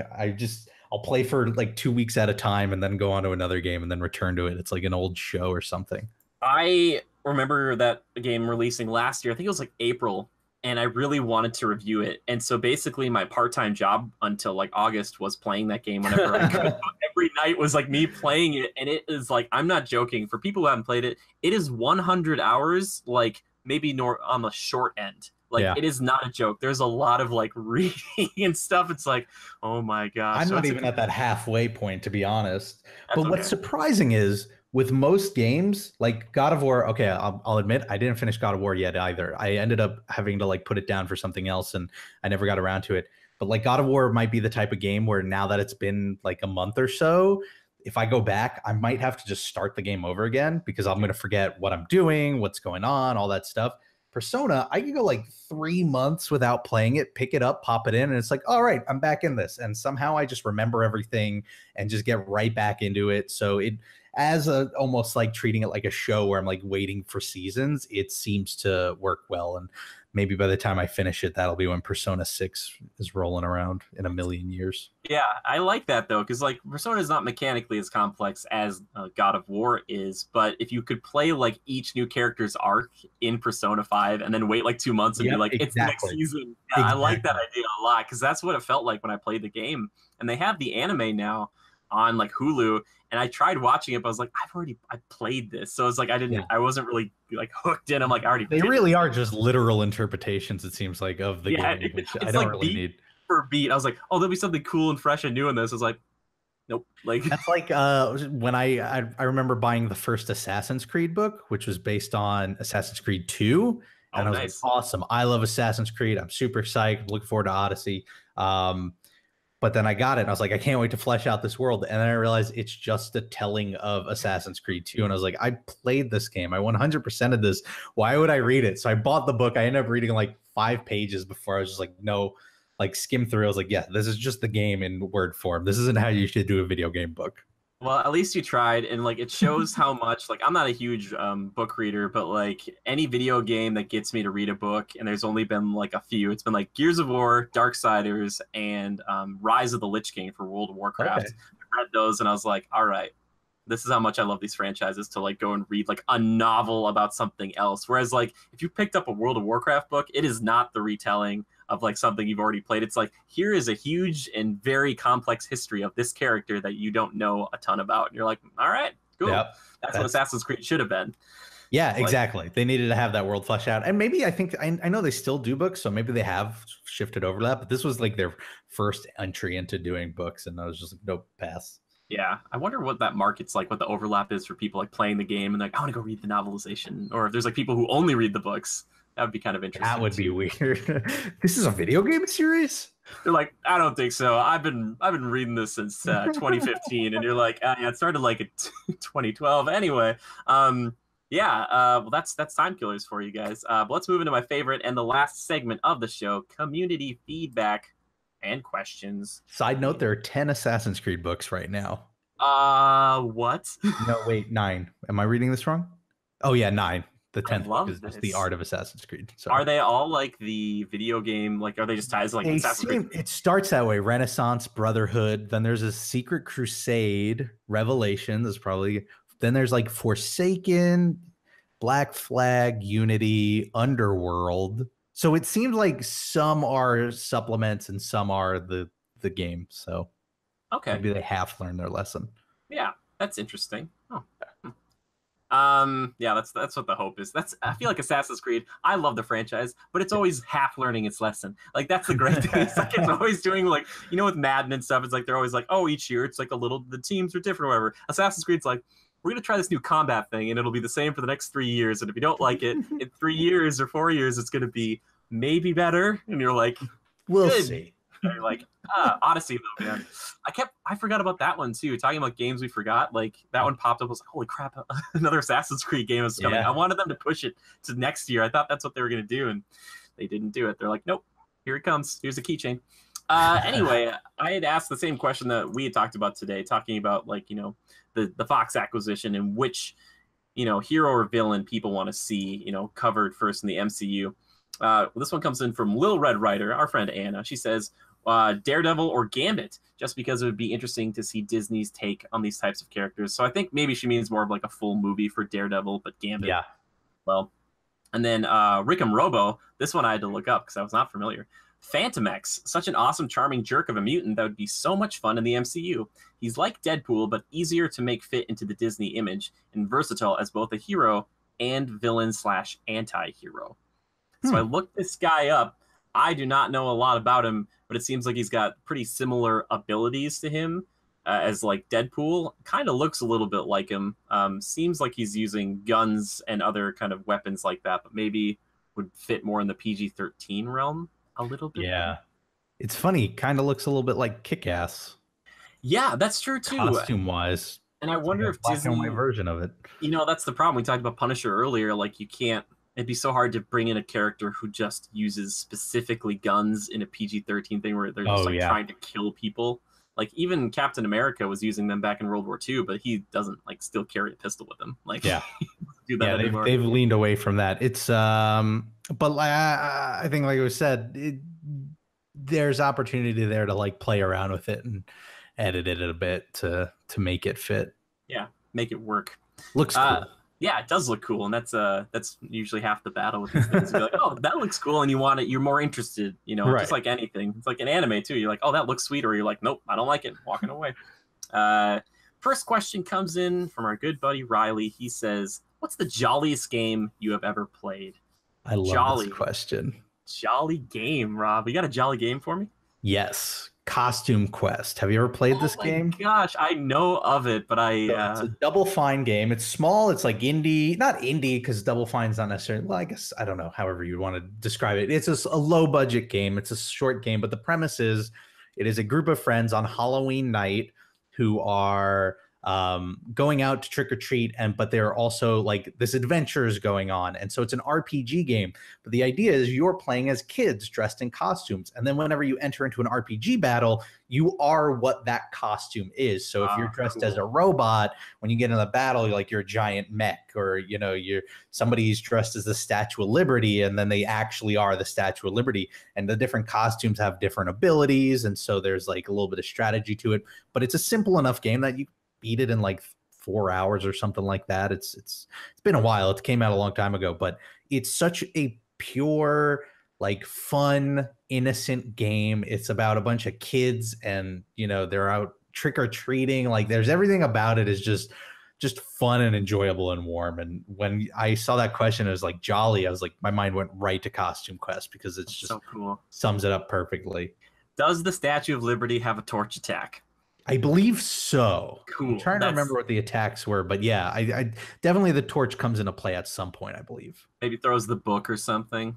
I don't remember what book she's carrying, but something like that. That is wonderful. That makes me want to pick that up for Halloween. That sounds like a really fun, it's great. Like, that really, to me, harnesses the essence of what Halloween is. And I'm a guy who's from Anoka, Minnesota, which is their claim to fame is Halloween capital of the world. And to me, Halloween's never been about like the horror or the scary. It's been about like the kind of like fun and like jolliness of it all. It's kind of spooky, but not necessarily like, I'm going to murder everybody. It's like, yeah, we're having fun. We're getting candy. Let's make it a good time. So. And they're running around a small, like, suburban neighborhood. It's like, it doesn't feel like heavy, Dang, that's a really good jolly game. Oh man, I was like, whew, that's hard for me to like. I'm not going to try to top yours because it just won't happen. N64 comes to mind immediately for me, and there were 3 games that kind of popped up, and I'm trying to pick the one for me that might be the jolliest. I think back to Harvest Moon 64 as just being a really fun game, and it was weird to play a game where I wasn't trying to kill or beat up somebody, or like try to survive. It was like, hey, do you guys want to plant some eggplants? Like that was like, you're gonna get a greenhouse one day, and maybe you get married one day if you propose with a blue feather. And it was just, that was like such a fun, just like kind of chill game, and it was just so heartwarming. The other 2 I'll mention them quickly, and I really should pick a winner here. Diddy Kong Racing. Really jolly, fun game. Underrated. I think I liked it better than Mario Kart 64, just because they had planes and hover cars and the carts still, but it was just such a fun world, and you could go around in single player and go around this map and just kind of enjoy it. And it was such a wonderful, just like beautiful game, and the maps themselves, the races were so cool. And there's this winter level where it's like on a mountain and these little cabins, and it's just so warm and cozy, and I really enjoyed that. And then the boss fights were jolly in a weird way, but also intense. And then the last one has to be Pokemon Snap. Getting to be in that world as a child, to see Pokemon in their natural habitat, something we haven't really gotten to do too much since, and making them dance with your Poke Flute, and just like, throwing Pester Balls was kind of mean, but you throw apples for them and stuff too, and making Electrodes blow up. Jolly times, really fun, making things blow up. But those ones, maybe Pokemon Snap, there's just something about a Snorlax dancing around that makes me feel good. It was a pretty chill game too, which was nice. Oh yeah, and there's a lot of questions that come out of it. Like, did Professor Oak lay that track down before you? Like, what? I don't understand this technology, man. And why couldn't we just make these teleporters in spots when I couldn't open up the path? I don't know. But it was a really fun game, and having him just like judge you at the end of it, and you're like, oh, that picture was really good, I guess, because he liked it, because like, older computers like certain things, I guess, like over other things. Like, I'm out of focus and out of frame, and they're like, but there's 3 of them in there, so you get good points. And it was like, yes, okay, yeah. So maybe that's the one that comes to mind for me there. So, jolly games. That's a good one. Jolly games. And then the last question coming in here from Dat Jackman. See, we had to talk about Disney. We always do. Do you think the Disney parks will ever get overcrowded with too many intellectual properties? Do I think they will? I don't know. Do I think they could? Yes. I think it's important that we all remember that so many of the classics that we look back on fondly were completely original rides. Your Haunted Mansion, your Pirates of the Caribbean, your Enchanted Tiki Room, like all these things. They just came from the mind of Imagineers. So you want a balance of like IP and non-IP. So I think there could exist too many when you just start to lose those original ones. And under Bob Iger, there have been no original ones in the US, like since he took the role of CEO. And so the real question will be what happens after that? Does whoever step into his footsteps, do they follow along and go, no, IP only from now on, or do they recognize that balance and go back to it? So I don't think we're there yet. I think it seems that way because a lot of the new things being built are Marvel over in California, and you've got Star Wars and Avatar and things like that. But I don't know, like at the end of the day, the ride just has to be great. Yep. I don't think anybody's gone, this ride's fantastic, but the IP is like, I don't like the IP, and so this ride is bad. Like that just doesn't really seem to happen with these attractions. So I think we're in a fine spot right now. It's just really the big question is going to be what the person who takes over Disney does once Iger steps down. Sure. I think looking at Disney's Hollywood Studios, or MGM for the OG folks like myself, is that you look at something like that wanted to compete with Universal originally and is now starting to become that, where for me, I get worried about looking at a transition from Toy Story Land to Star Wars Land, because it's going to, unless they do something incredible, we're going to start to get that kind of hodgepodge that I feel like Universal is kind of known for, where it's like Transformers is right next to the Mummy, and you're like, well, but why? Like, it's just there. All right, man, don't think about it. Because Disney's always been like, no, we're going to put this stuff together and it's going to make sense. But you made a great point, Rob. You look at like Jungle Cruise and Pirates of the Caribbean. They weren't like movies before, but now they're going to both be movies, and they just happen to be in the same worlds. Like there wasn't anything before that.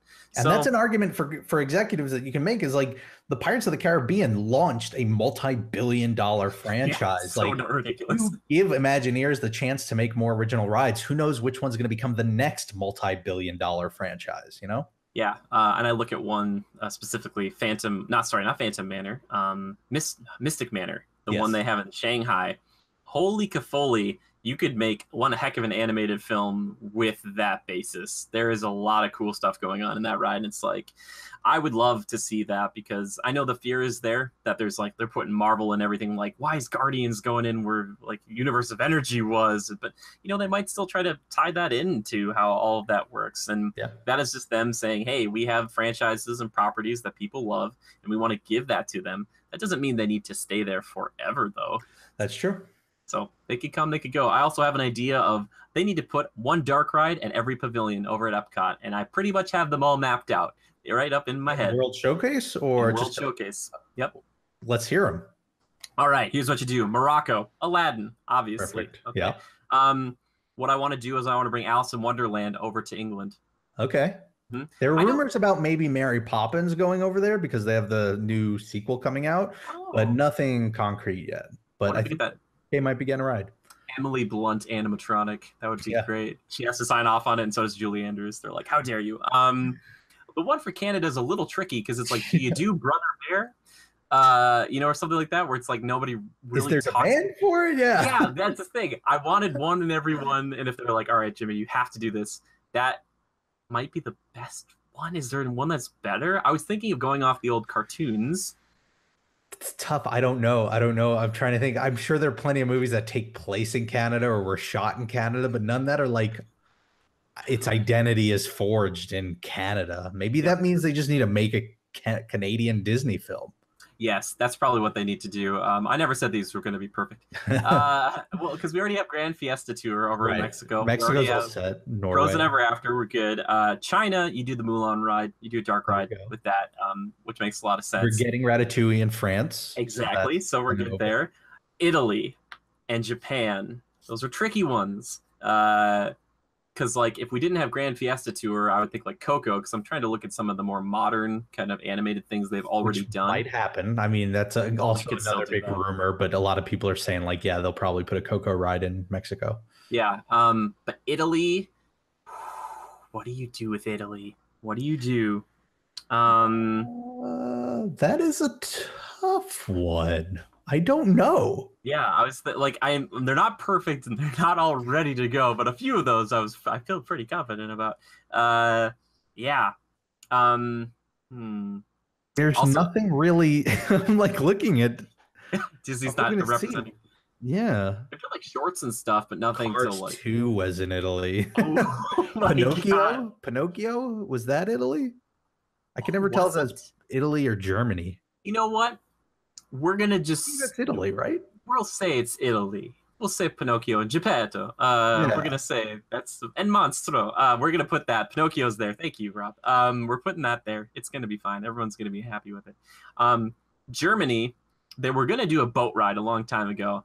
I love the idea of a boat ride, but maybe it's too many boat rides in World Showcase. I don't know if that's too World many. Showcase, a lot of people eating, drinking, so you want the slower, Maybe do we take Snow White's Scary Adventures and we turn it into a boat ride? to put it in Germany. You could do that. Yeah. The Maybe Black spruce up Forest? the animatronics a little Oh yeah. bit, Oh for sure. Yeah, yeah. bring it 'Cause, up to speed. But yeah, I can see that. that would be kind of fun. Who have we forgotten? So you've got the US Oh, has an attraction. Japan. What was Japan's? Japan.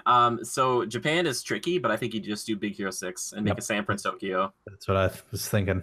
Yeah, yeah. Yeah, America, I feel like you kind of already have a thing going, but like if you want to make a pure dark ride, I don't know if you do like an Incredibles ride or something. Would that be a good representation of like America? I don't know. Might be too hard. Captain America would be too weird, I think. Yeah, no. I mean, I could see them doing it, but I wouldn't want to see it there unless you're going to do Marvel elsewhere in there. No, because I think my gut's going with they're going to put a Marvel land in Hollywood Studios one day when they finally get the contracts sorted out with Yeah. Universal. Yep. So I think they'll hold off. I was just like trying to look into just nailing down where Pinocchio takes place. And I'm pretty sure it's Italy, but the confusion that I had was that in the Magic Kingdom, it's very German themed in Fantasyland. So I think that's where it just kind of threw me off. Yep, I'm right there with you, the confusion.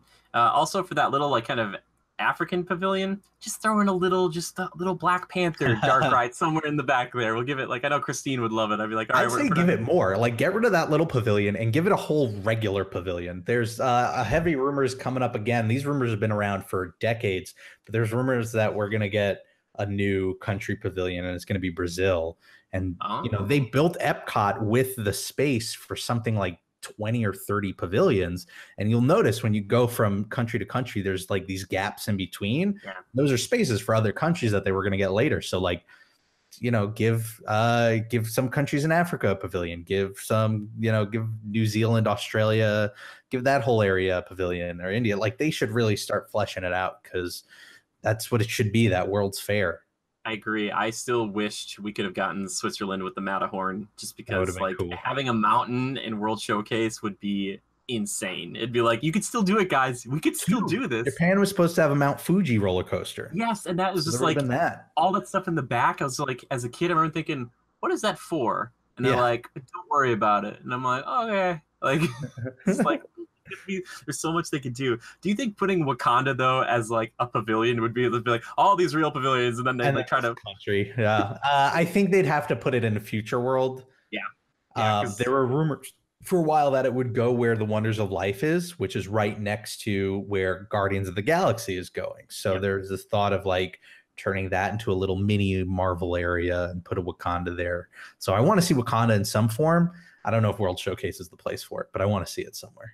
Plus, it'd be hard to populate that with staff because you'd have to be like people from different African countries, and then like, would you change their name tag to be like Wakanda? Yeah, and they have to learn really walks a tight line of like, when's this okay and when is this like tasteless? Like, you gotta be careful with that. So, I think we'll see it eventually. I just don't think it'll be there.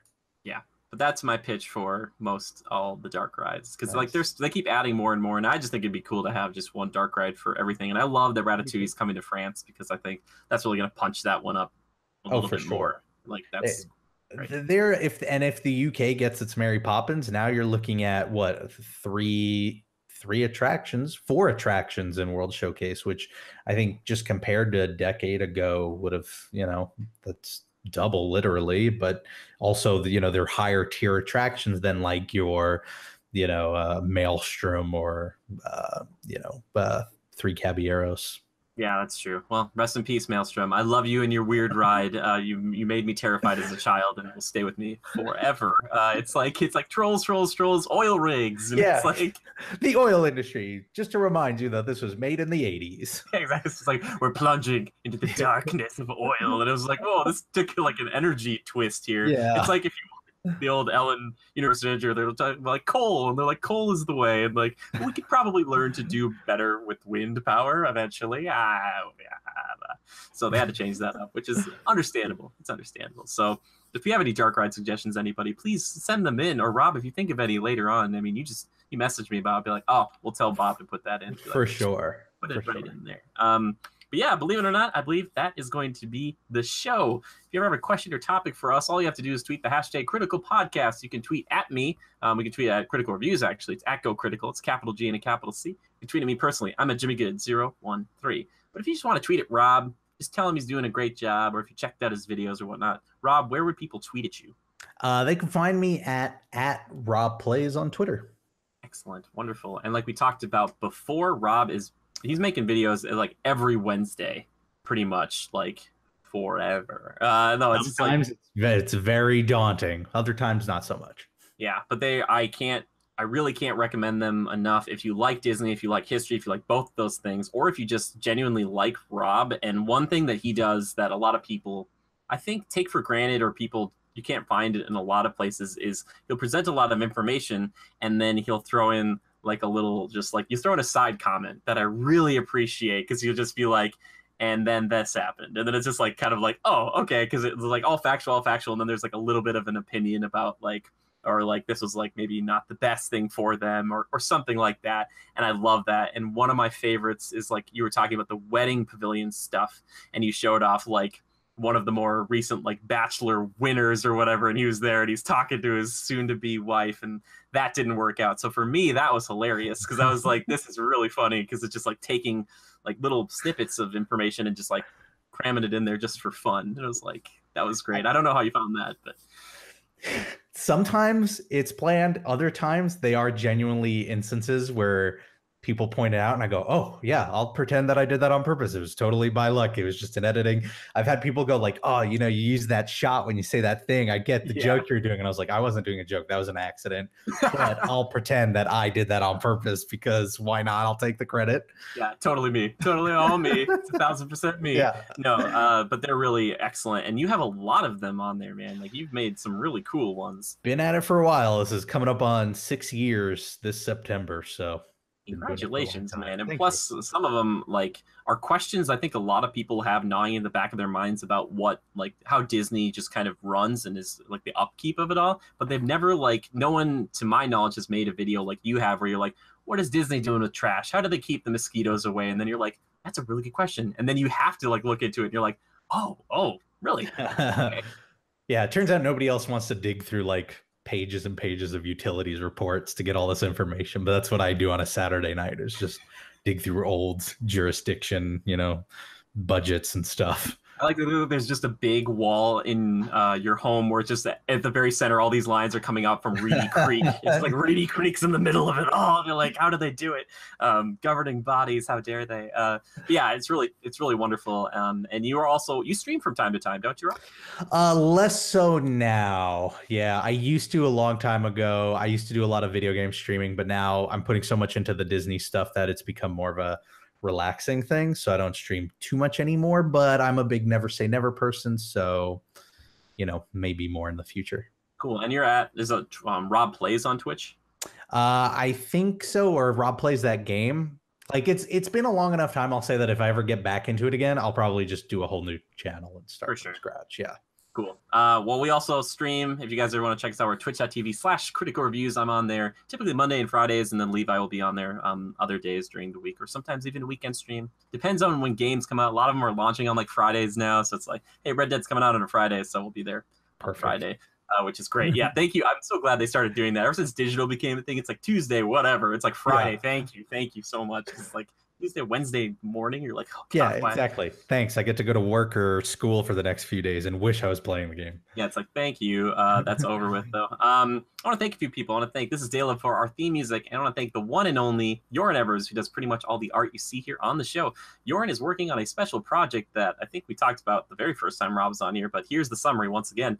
When David opens a mysterious box that transforms his arm into an alien weapon, he at first uses it for good to right the wrongs of his high school. But as more of his body is transformed, he finds that playing God comes with its own set of new self-destructive perils.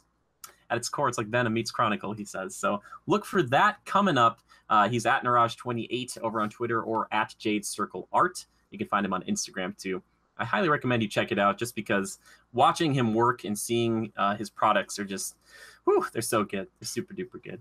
But if you want to support us and Yorin at the same time, consider checking us out over on patreon.com/critical reviews. You can get some really cool rewards. I highly recommend you do that. But this week, because we got a special guest on here, I don't want to talk just about me. I want to say that Rob also has a Patreon. And if you want, you should go and throw him a buck because it helps a ton, helps make those videos. And I recommend it. I think it's a channel that I want to see supported more because I think you do good work. And it's consistently good and fascinating to me. So that's just that's my pitch. You know, go check out Rob's stuff. Thank you. Yeah. Until Disney hopefully hires me one day, and then and then I can know you, and I'll be like, hey, I knew Rob back then, but I just stop getting like your messages. You just be like, I'm just not. I'm busy. I'm making after this week's video. I don't know if Disney would ever want to hire me because it's going to cover some history that I don't think they want out there. Sure. But I'm going to put it out there anyway because it's the history of it. Yes, so. He's reporting on it. He's not. You're not changing in your morals for a paycheck or anything like that. Which is. But I will, Disney. Disney, if you're willing, I will. I will do it. So just so you know, it's just because you're not paying me now that I won't. I haven't gotten too much of this, but I know that you and Christine have gotten this a few times where it's like people say you guys are paid by Disney to promote things. Oh yeah, movies. A lot of people think I'm shills, especially with the ones like the mosquito video that kind of go a little viral. So you get a lot of non-Disney fans on it. They think it's Disney's paying. And I'm like, I wish that'd be great. If I could get paid by Disney to do exactly what I'm already doing, that'd be fantastic. But no, I knowing people who have worked with the company, they have a very controlled approach to everything they do. And I would guarantee you that as proud as I am of my videos, most of them would not pass Disney's quality assurance in terms of like the message they want out there. So no, they're not paying me at the moment. That's okay. I'm paying them though because I go to Disney so often. So it's almost like a weird backwards relationship we've got.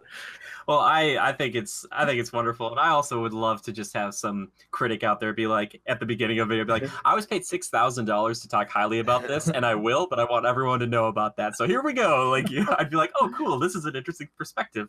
Where they're like, you have to be 95% positive, and then be like, well, I didn't like this one shot, and then they just move on. They're like, ugh. I always think it's hilarious because you're like, I'm not getting paid. You're like, I wish. I mean, I wish I was getting paid for reviews and stuff. Yeah. I wish someone was like, hey, Jimmy, it was like $10,000 to review this game really highly. I'd be like, wonderful. I'd be like, let's tell people about it. I'd be like, yeah, sure. But it is not that. We are not in that high of demand. Not yet. One day, though. One day we'll get them. But thank you, everybody, for joining us.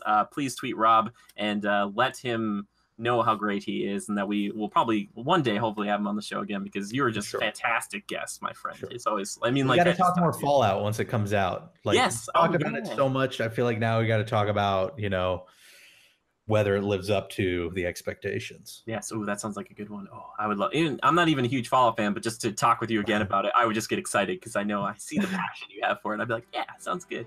But anyway, thank you guys for stopping by so much. Until next time, just remember to adapt and overcome.